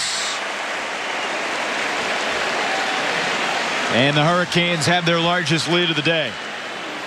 Badgley will try to make it a 15-point advantage.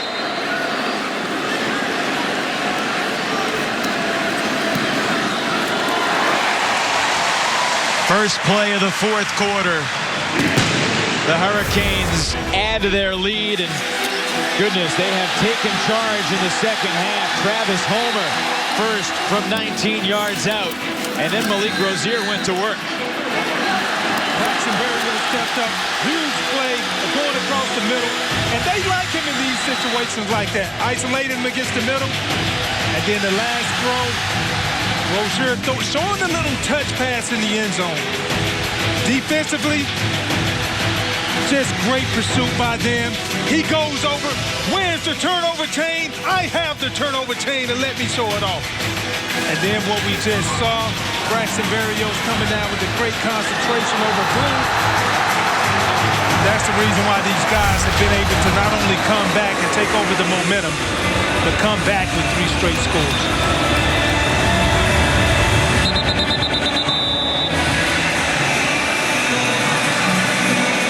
Mark Richt's team has scored 21 straight.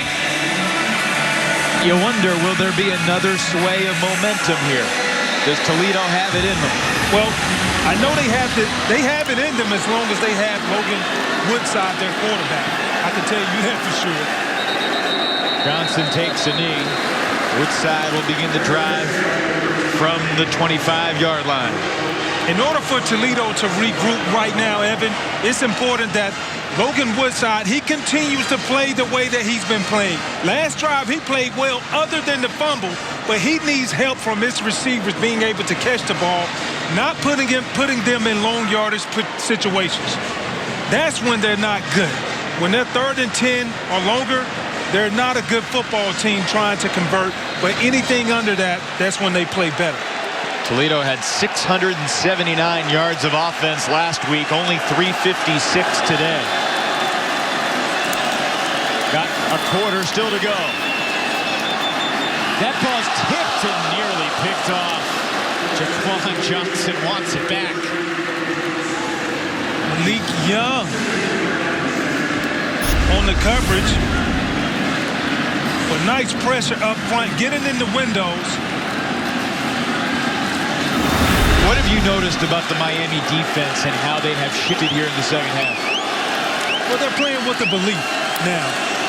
And they're not giving up anything early on the 1st and 2nd down to where it brings them at a 3rd and short. Now, they didn't do it on this play, but that has been the difference this second half with this Miami's defense. Yeah, and they've gotten off on 3rd down as well. 8-yard gain on the pass to McKinley Lewis. 3rd down and 2. It's Swanson, denied. R.J. McIntosh, kind of shaped like a big stop sign. When Manny Diaz go into the film room tomorrow and he looks at his defensive front, McIntosh has played a very nice game. He's very dominant in the run game. I love the way that he uses his hands. And he's telling them right there, no way on my side. Timeout for an injury. McIntosh, timeout. defensive end in high school. He added some weight to be able to play inside. And it's Swanson after the booming hit from McIntosh, who's slow to get up.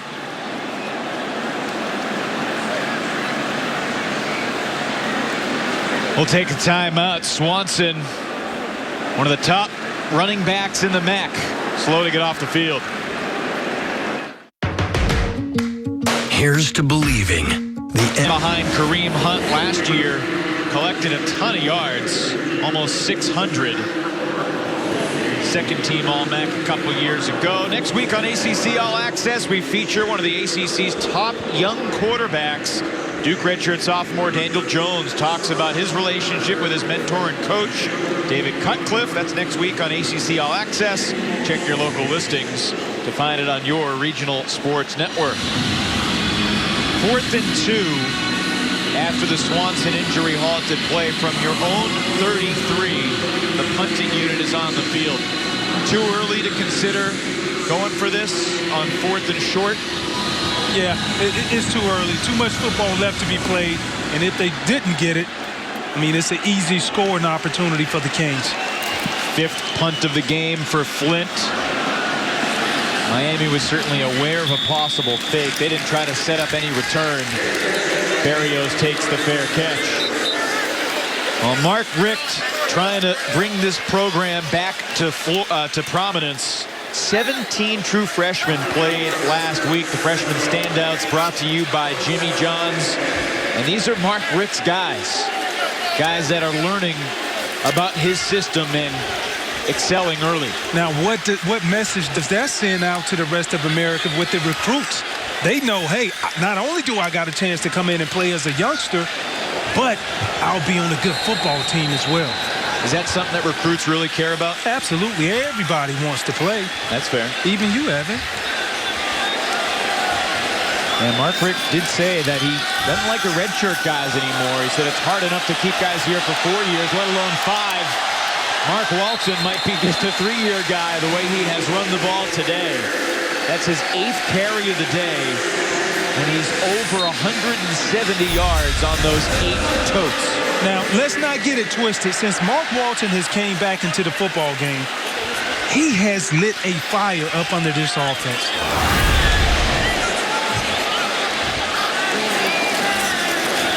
Take the handoff. The pass behind Cager. Lawrence Cager, 6'5", unable to make the catch. I love nice linebacker play. Jawan Woodley was very patient. He saw that it wasn't a run. He got his eyes back to the quarterback. Almost came away with the interception. That would have been huge. Second down from the 45. There goes Trayon Gray. Tripped up downfield just when he thought he might break it. Josh Teachey, who had a career-high 14 tackles last week, gets credit for the stop. Trayon Gray is a load now. He's different than the other two running backs, Walton and Homer. Big body, can lean forward, get first down. On third and short, quick snap. Rozier kept it, and he gains enough to move the chains.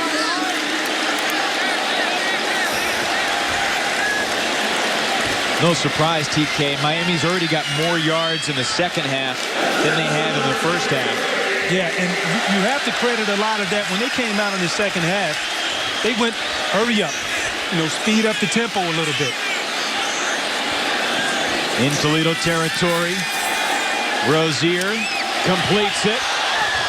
Deontay Mullins dragging Trevon Mathis with him to the 30. I like Malik Rozier. He took his time, went through his progression, but the timing, the route was perfect. Nice catch. And coaches always say on curl routes, come back to the ball. That's exactly what he did. Over 200 yards in the second half for Rozier, and he's got Cager this time. He's still standing down to the 15-yard line. They like Cager. And the reason why they like throwing the football to Cager, he's 6'5", 220 pounds. He's a big body. And when big bodies catches the ball, this is what happens. Nothing. You have to wrap up in order to get them down. That's the reason why they love him. Jordan Williams bounced off of Cager before the rest of the Rockets helped bring him down. Still 10 on the play clock for Miami. This Hurricanes team looking for its 7th consecutive win dating back to last year. To the end zone, the flag flies. Looks like Cager drew the penalty. Justin Clark's wondering what he did.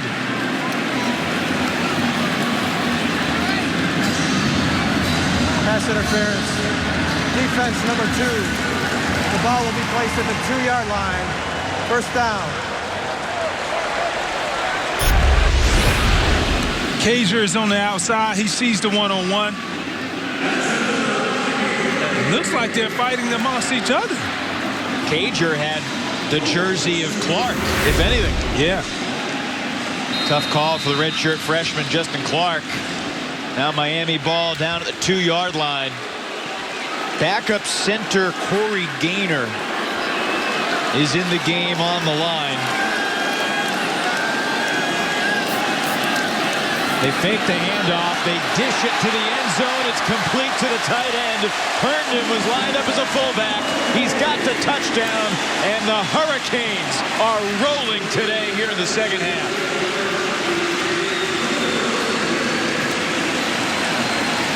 They've always wanted to keep their tight ends involved into the game. Chris Herndon lined up in the backfield as a fullback.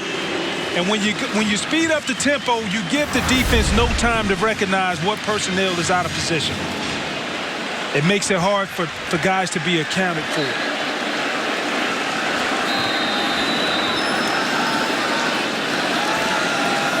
Remember when this game was 16-10 Toledo? I really wish we could have been flies on the locker room at halftime, because whatever the coaches said worked. 28 in a row for the U.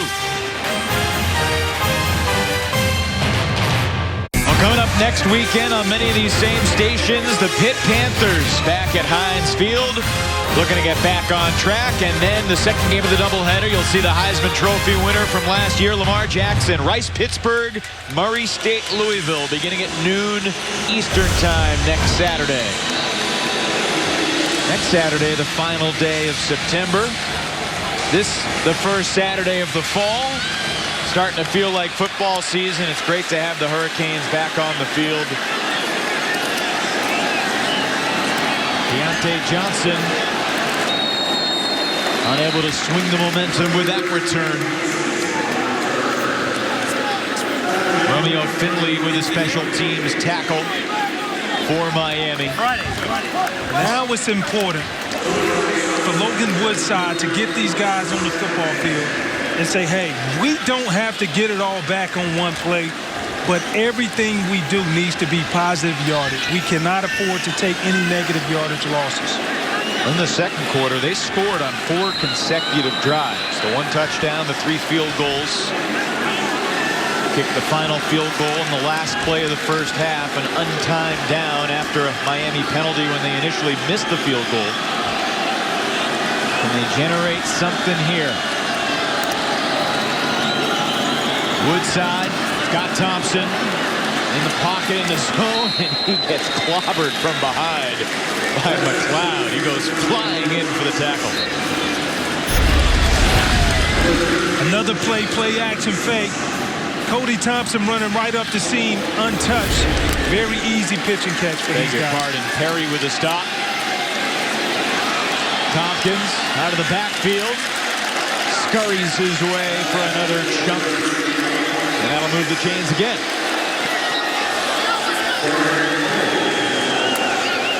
No huddle, not even calling a play. Just getting right back to the line and running into it. Tompkins, no gain, into the arms of Mike Smith this time.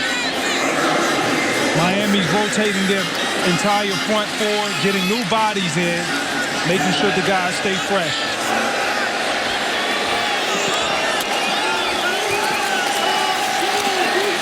On second down, Tompkins, another catch, but he's tripped up immediately. Miami's playing pretty good defense now. They're making the ball go where it's supposed to go, meaning the quarterback is checking it down. It's imperative that these inside linebackers got to tackle the catch. Don't allow any yak yardage after he receives the ball. Miami's defensive shift been more scheme related or more execution related? It's both, but it first starts off with just trying to let the guys know this is what they're trying to do schematically. Third down. Woodside hit as he throws, and nobody going deep, but a flag comes in late. Pass intended for Deontay Johnson. He broke off the route. I think they're going to get UM with a hold right here on the defensive back. The left guard, Yazid Atariwa, is down for Toledo. Pass interference. Defense number 5. 15-yard penalty. Automatic first down. The freshman Amari Carter This is an official guilty. timeout for an injury. Injury timeout.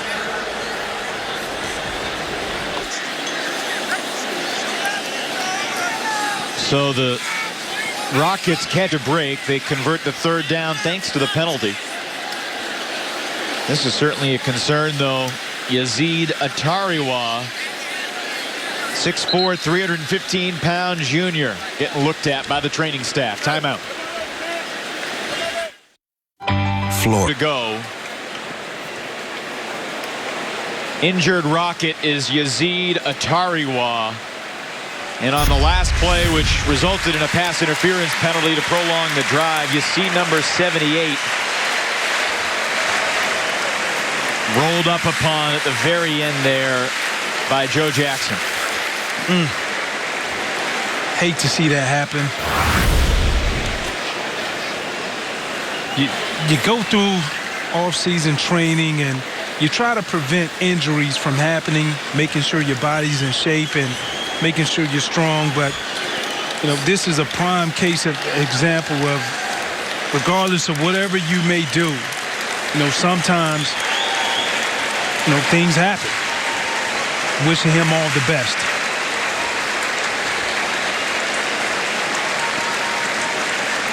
You can tell he's a respected member of the team with the way almost everyone on the squad came over to greet him. And there's some solitary contemplative moments as you're being driven off the field. pulling for you, Yazid. Virginia native, 21 years old, to be 22 this December. Was Preston the duty on the D-line last year. Went to the coach and said, anything you need me to do, and he had played some D-line in high school. Brandon Heidecker in the game for Toledo in Atariwa's spot. Rockets need some points and need them quickly. Down by 3 touchdowns. Under 10 to play. That's a nicely thrown ball. Deontay Johnson over the head of Jaquan Johnson. Nice ball. Very nice ball by Logan Woodside. He had to show some touch to drop it in that pocket right over the defender Johnson. 19-yard gain. First and goal. Woodside, end zone. Touchdown, Toledo. A flag comes in late. If it stands, it's a 6-yard score from Woodside to Deontay Johnson. That was a nice catch. Let's see what the call is going to be.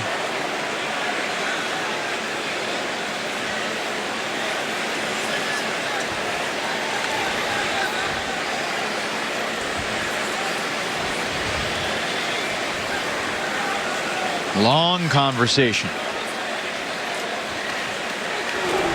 The ruling on the field was a touchdown, personal foul, targeting defense number 22. That play is under further review.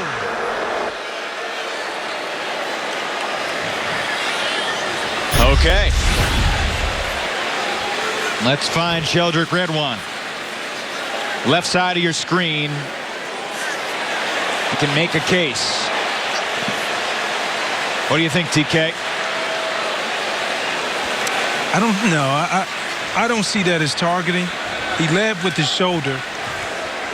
And as we take another look at it, his head he didn't even hit his head anyway. It was his shoulder pad.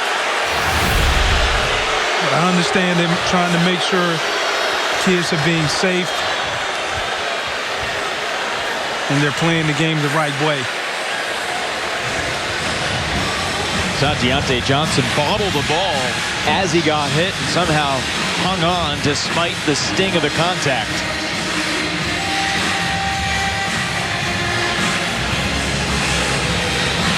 Toledo program, they're used to winning football games. At least 9 wins in 5 of the last 6 years. They'll host Miami next September 15th.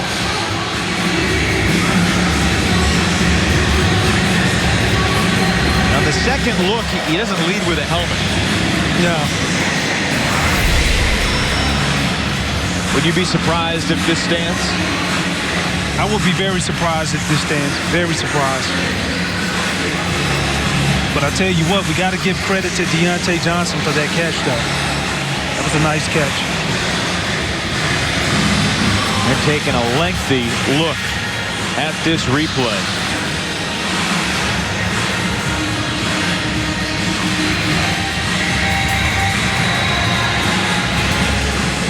Current drive just over 2 minutes. Already gone nearly 80 yards.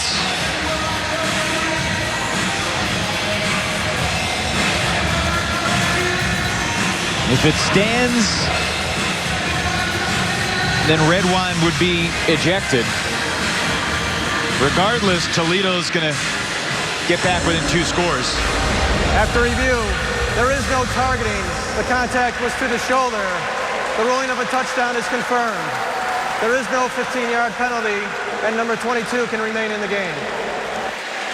It's so critical to have the replay review when the consequence is that vicious. You're ejected, but they get it right. Yeah, it is. And now I think they're going to go for 2 right now.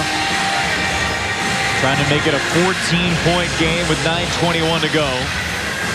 They had a successful 2-point conversion to the tight end Jordan Fisher last week against Tulsa.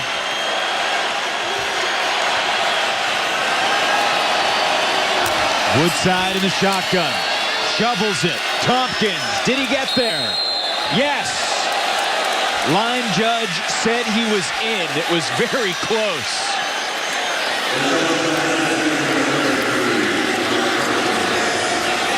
Now they have it down to a 2-score game. And 9:21 left in the fourth quarter.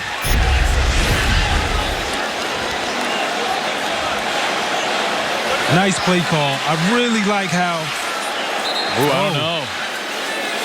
Was that backside down first? Yeah, he looks like he was short.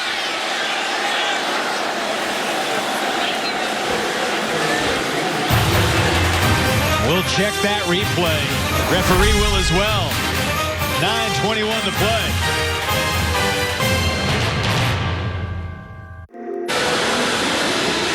Two-point conversion was overruled. They turned the call around saying that Art Tompkins had a body part down on the field before he broke the plane. So TK is still a 2-score game, but a much tougher one. 2 touchdowns and 2 twos. The difference right now. Yeah, but I would tell you this, Logan Woodside, you can never count him out because he is that dangerous when you put him in a hurry-up situation, no huddle. So best believe when Miami receives this ball, not only defensively but offensively, they know what they're capable of. So it's very important that they not only take time off of the clock, but to ice this game with another score.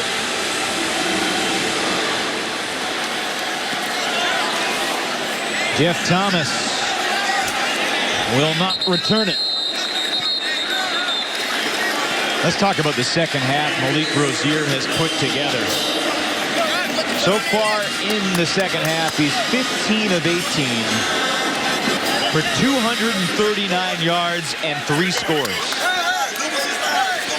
And perhaps the thing that Mark Richt will be most pleased by, his decision-making, taking care of the football. Mark Richt told us, it was really funny, he said, I actually told Malik a couple years ago, Malik, you're never going to play for me. He said he was a little too undisciplined, didn't take care of things, tried to improvise. And then this year in fall camp, Malik Rozier just kind of blew Coach Richt away. Yeah, and it's a true testament to his perseverance, understanding that I need to do the little things right in order to not only get a chance to play, but to earn the right to start. And he did that in the quarterback competition. Take the handoff to Walton. Down goes Rozier in the backfield. Zach Quinn starting today for the injured Tuzar Skipper. His 40th career game, and Zach Quinn runs down Rozier from behind. Zach Quinn did a nice job. I thought he was going to be in trouble. Almost got outside of the pocket, but he did a nice job of being able to trip up Rozier.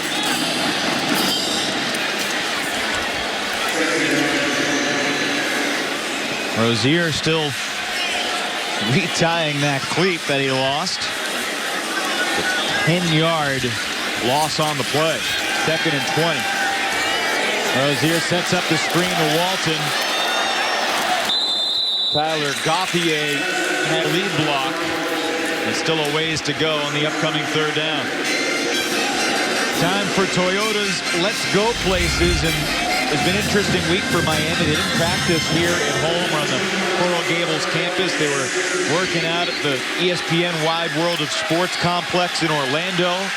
They reunited there a week ago Friday, 8 days ago. Went through light conditioning Friday, did some work Saturday, Sunday, gave them Monday off, and tried as best as they could to have a normal practice week. Rozier down the seam, he's intercepted. Jordan Williams to the 20, to the 10, taken down by the man who threw it. Rozier with his first big mistake as the starting QB at Miami. Just as we talked about his decision-making. Injury timeout. I don't understand that read.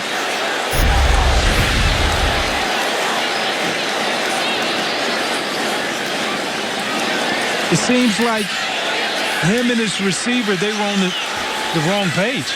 They were not on the same page with each other. I think there's Jeff Thomas, who he was trying to complete the ball to. Rick went right over to Rozier as he walked off the field, presumably asking, hey, what did you see?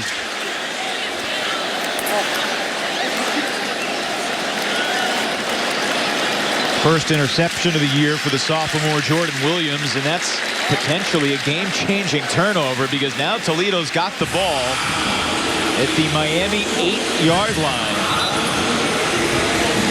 They punch in a score here, it's a totally different ball game. Totally different ball game, and best believe they know that. And from the defensive side, you know the history of every team that comes in. I made a mention of it earlier. Best believe that this UM defense knows and understands that this guy, Logan Woodside, he has the potential to be able to do anything he wants if you give him time.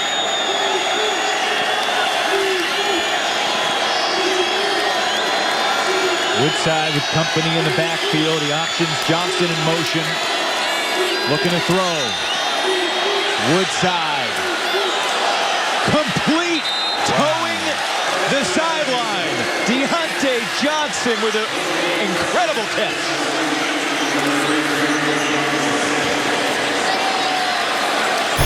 I just said if you give him time, he has the potential to do great things. Look at the location. Look at the toe drag swag. Both feet down. Yeah. The ruling on the previous play was a catch in the end zone or a touchdown. The play is under further review. Well, when you have a lot of close plays, you take a second and third and fourth look to make sure it was good.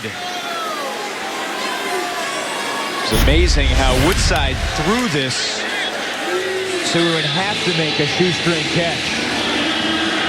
But even look at Deontay Johnson catching the football with all hands, knowing that he ran out of real estate over there by the end zone.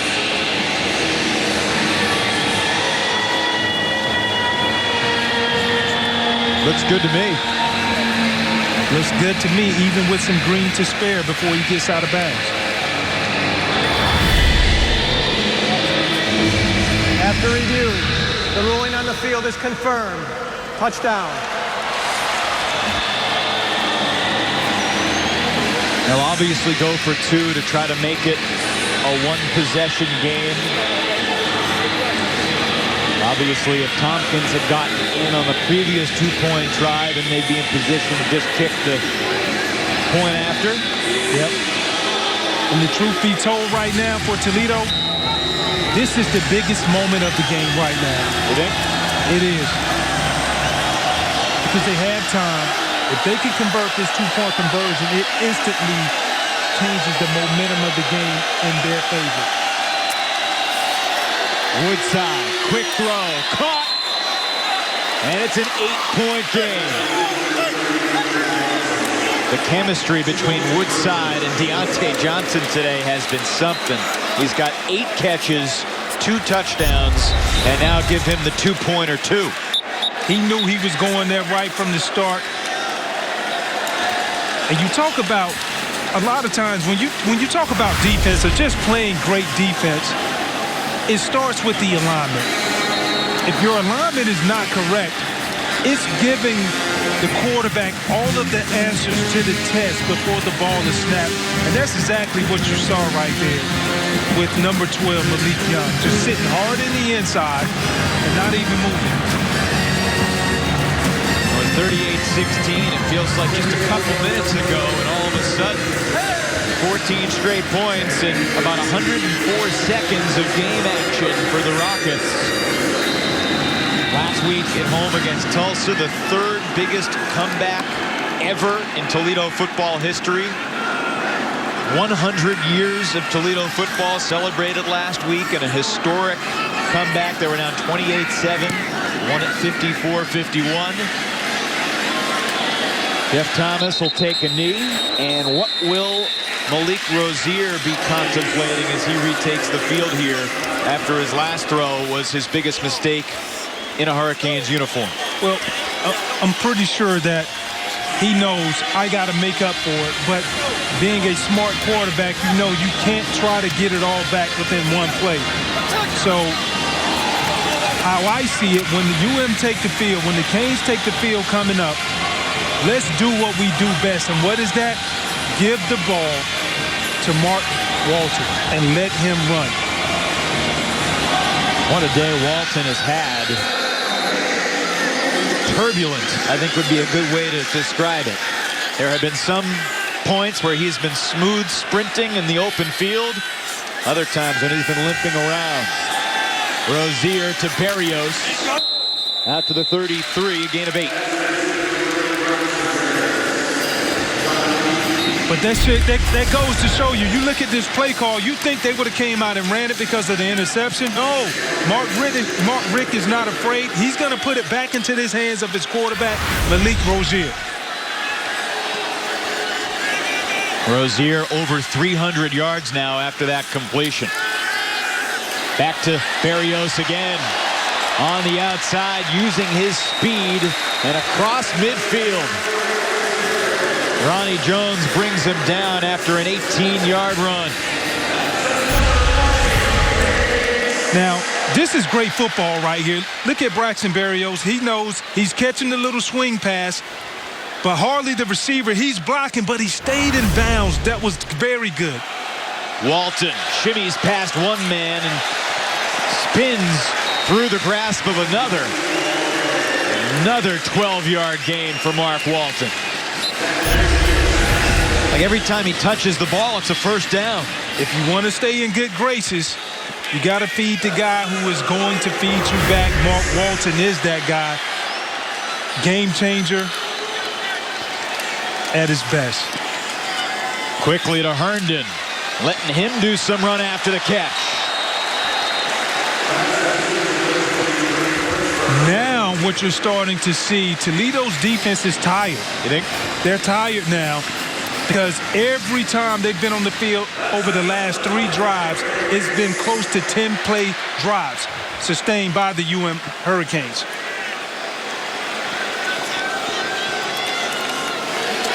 Rozier will keep it. And Malik Rozier has the touchdown. How about that play call? 3 passing TDs and now 1 on the ground for the redshirt junior quarterback from Alabama.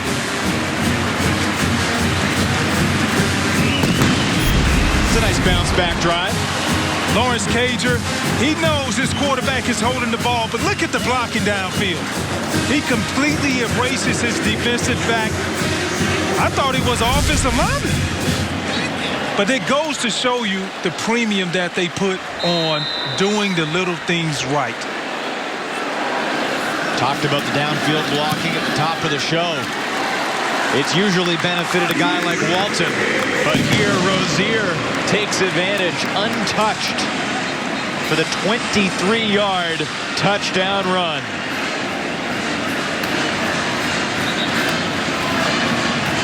Extra point makes it 45-30, 6:01 to go. It's time for Seriously Anything. It's brought to you by Ally Bank, and we've seen a lot of different things from Mark Walton and Malik Rozier today. Yeah, Mark Walton, his vision, as soon as I think, okay, I'm in love with this speed, then he comes back and shows you something else with his vision. Then it's him being able to redirect and confine tight spaces to let them know that, hey, you can't catch me. And you look at Malik Rozier, he has led this football team this entire second half with this great passing, touch passing in the end zone, and coming back, feeding Chris Herndon. And then what do? You end it off. You don't want your running back getting all the hype of running. You handle it yourself. Ensuing kickoff, Deontay Johnson out to the 22. Miami special teams have done well tonight, not letting Toledo break anything. How about this nugget from Mark Walton? He's carried the ball 9 times. A third of his carries have gone for negative yards. Yet those 3 carries that were negative were for -3. The others are plus 187. 6 carries plus 187. 3 carries for -3 if you break it down like that. Well, The first game of the season, he averaged 9 yards a carry. Right now, he's averaging 20 yards per carry. That's insane. It's crazy. Woodside, can he bring the Rockets down the field again? He's easily over 300 yards. John Vay Johnson with his 5th catch of the game.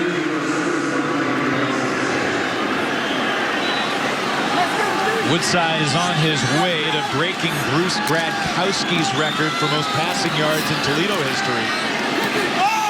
That throw breaking up on the near sideline. Sheldrick Redwine stayed in the game after the targeting call was overturned. Breaks up the pass on first down. Manny Diaz he's adding pressure by bringing an extra linebacker, but that's okay. Redwine with a nice coverage, understanding that I got to get in the throwing lane. So much of the past couple of weeks for Miami has just been about being safe, getting electricity back, helping to clean up after the storm. Finally, we're able to shift that attention back to football. And I think all the coaches were curious. They knew their guys were excited to play, but would they be focused for 60 minutes? Woodside gets it away to Tompkins. And what pursuit by Quarterman. Flag down in the backfield in the direction of Bryce Harris, the offensive lineman. Holding. Offense number 72. 10-yard penalty. Repeat, second down. It is on Harris, sophomore center.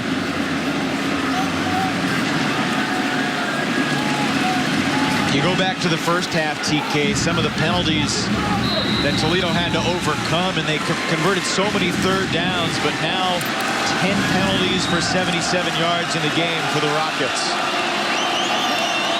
They've averaged 10 penalties a game through 4 weeks.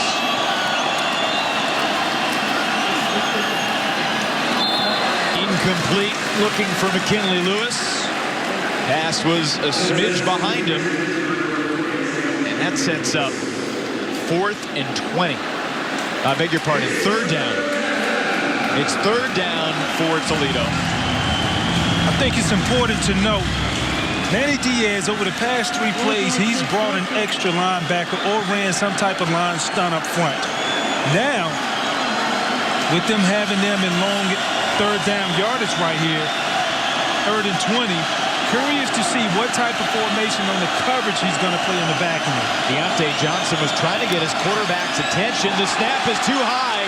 Woodside just dives on it back at the 5.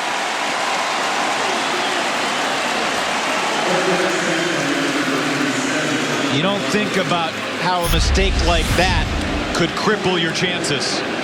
Well, offensive coordinator Brian Wright, he said it's 3 things that we wanted to do when we come into this game. Take care of the football, which you saw right there. They almost gave it up, but still lost negative yardage. Protect the passer, which they've done a pretty good job of, and exploit matchups. Underneath the goalpost, Flint sends it away.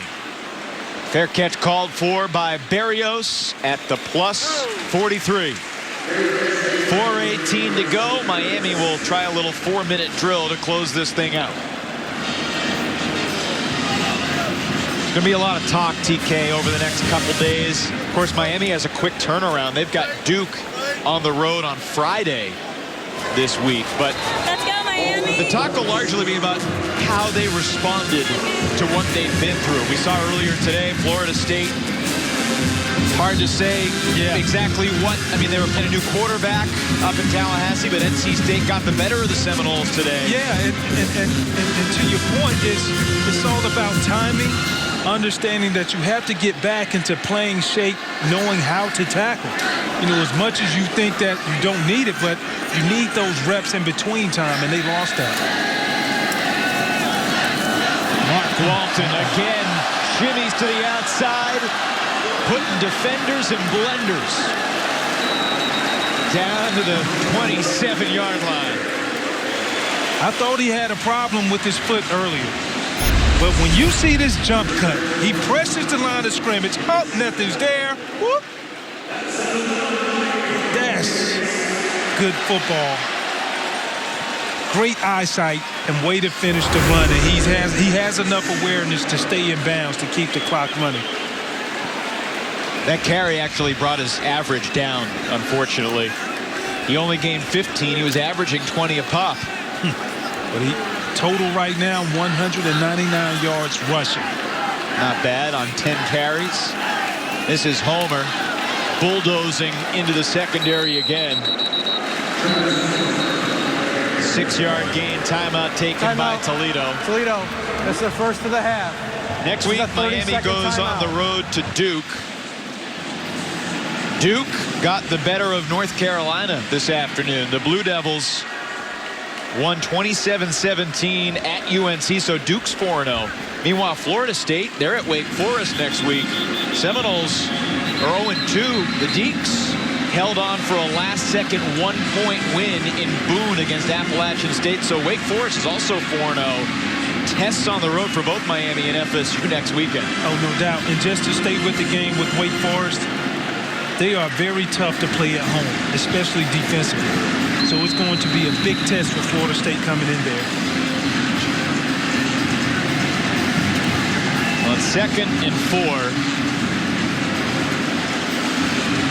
And Mark Walton talked his way back into the game, looking for a 200-yard day.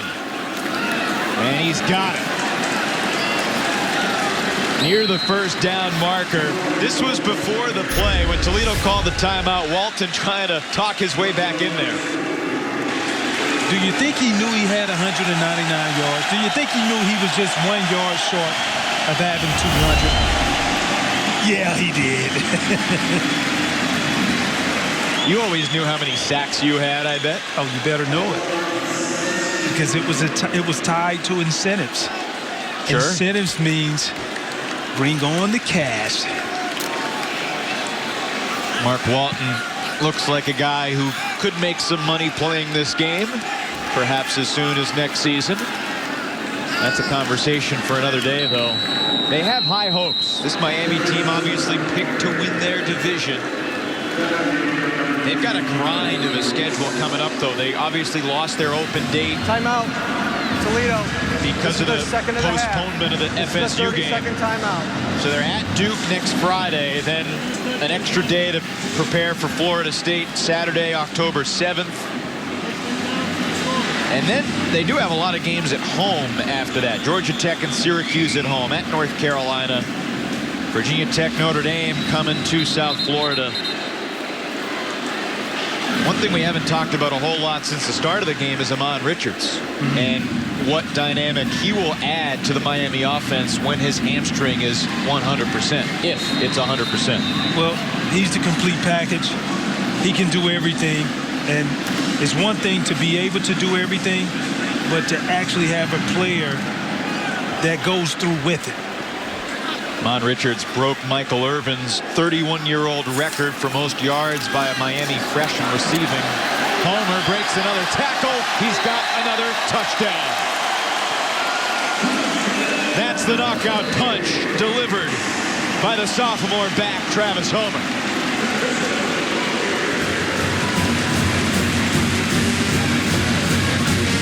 You might call it the TKO. Well, since it's Homer, I think we need to call that a home run. The same sweep play, like a counter OG, pulling the guard on the outside. And we've been harping on it the entire time.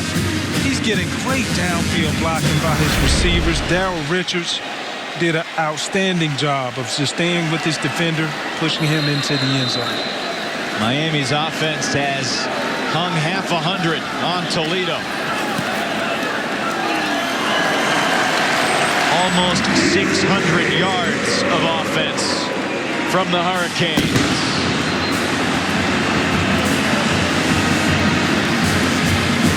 This game has had plenty of twists and turns. Yeah, with 2.5 to go, Miami is in control. And I can say this Toledo football team came in here and gave Miami everything they wanted. They came in and executed. A lot of people thought that the defensive side of Toledo would not hold up. In first half, they actually did. They played pretty good football after making some adjustments within the first 2 drives of the game.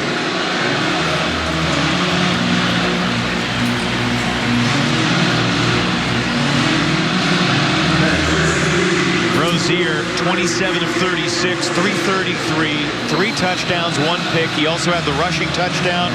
He's completed passes to 10 different receivers, including Travis Homer, who's got 2 scores on the ground for Miami. Hurricanes have scored 42 in the second half. And, well, that's going to be a penalty for kicking it out of bounds. Next week, we'll get there in a moment. On the kicking team, by rule, the ball will be placed at the 35-yard line. 1st and 10. Coming up next Saturday, it's, I'd say, desperation time for Pittsburgh. They've had a few losses in a row, but they'll be back home in the Steel City, and then Lamar Jackson and Louisville taking on Murray State. It's the Panthers and the Owls, and then the Cardinals and the Racers beginning Saturday at noon next weekend. Michael Julian is into the game at quarterback, replacing Logan Woodside with 2.5 to play.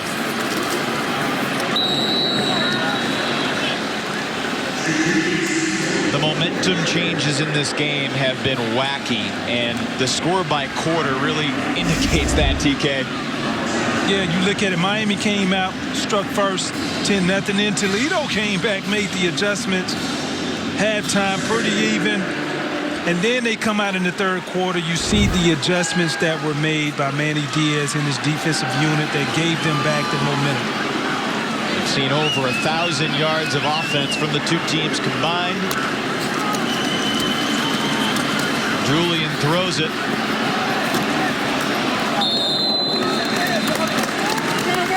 That's Tyson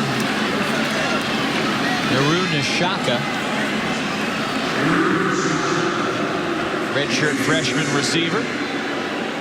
Getting a little play here on the road. Toledo's going to drop to 3-1.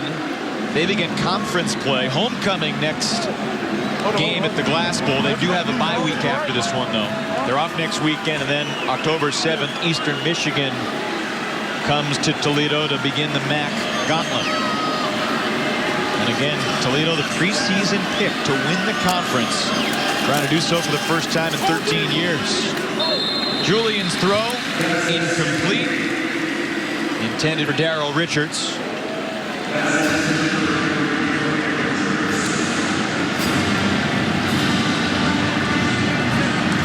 Look at these Miami guys on the sideline. They're still talking technique.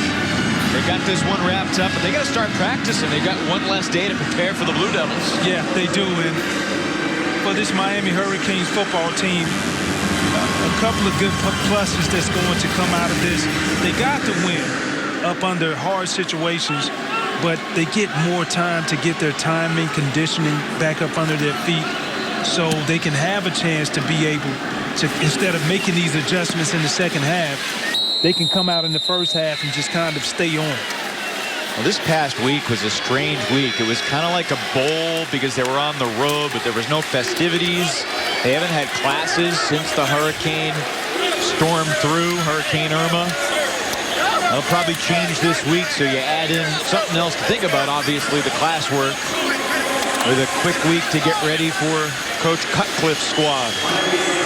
You know Coach Cutcliffe, he is very good, very, very good at designing up game plans in order to have success. Duke and Miami have had some memorable finishes. Maybe the one from, what, 2 years ago? If you like laterals, Miami-Duke could be the game for you. Yeah.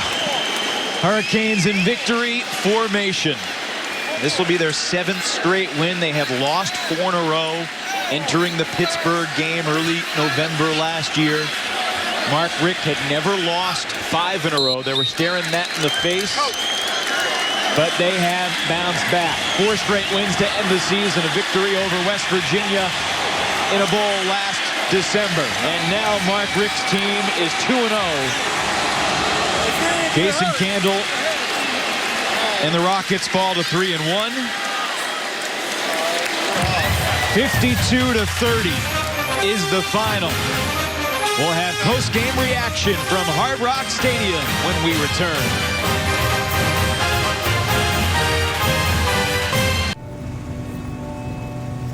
I love sports. After a long layoff, the Miami Hurricanes are back on track.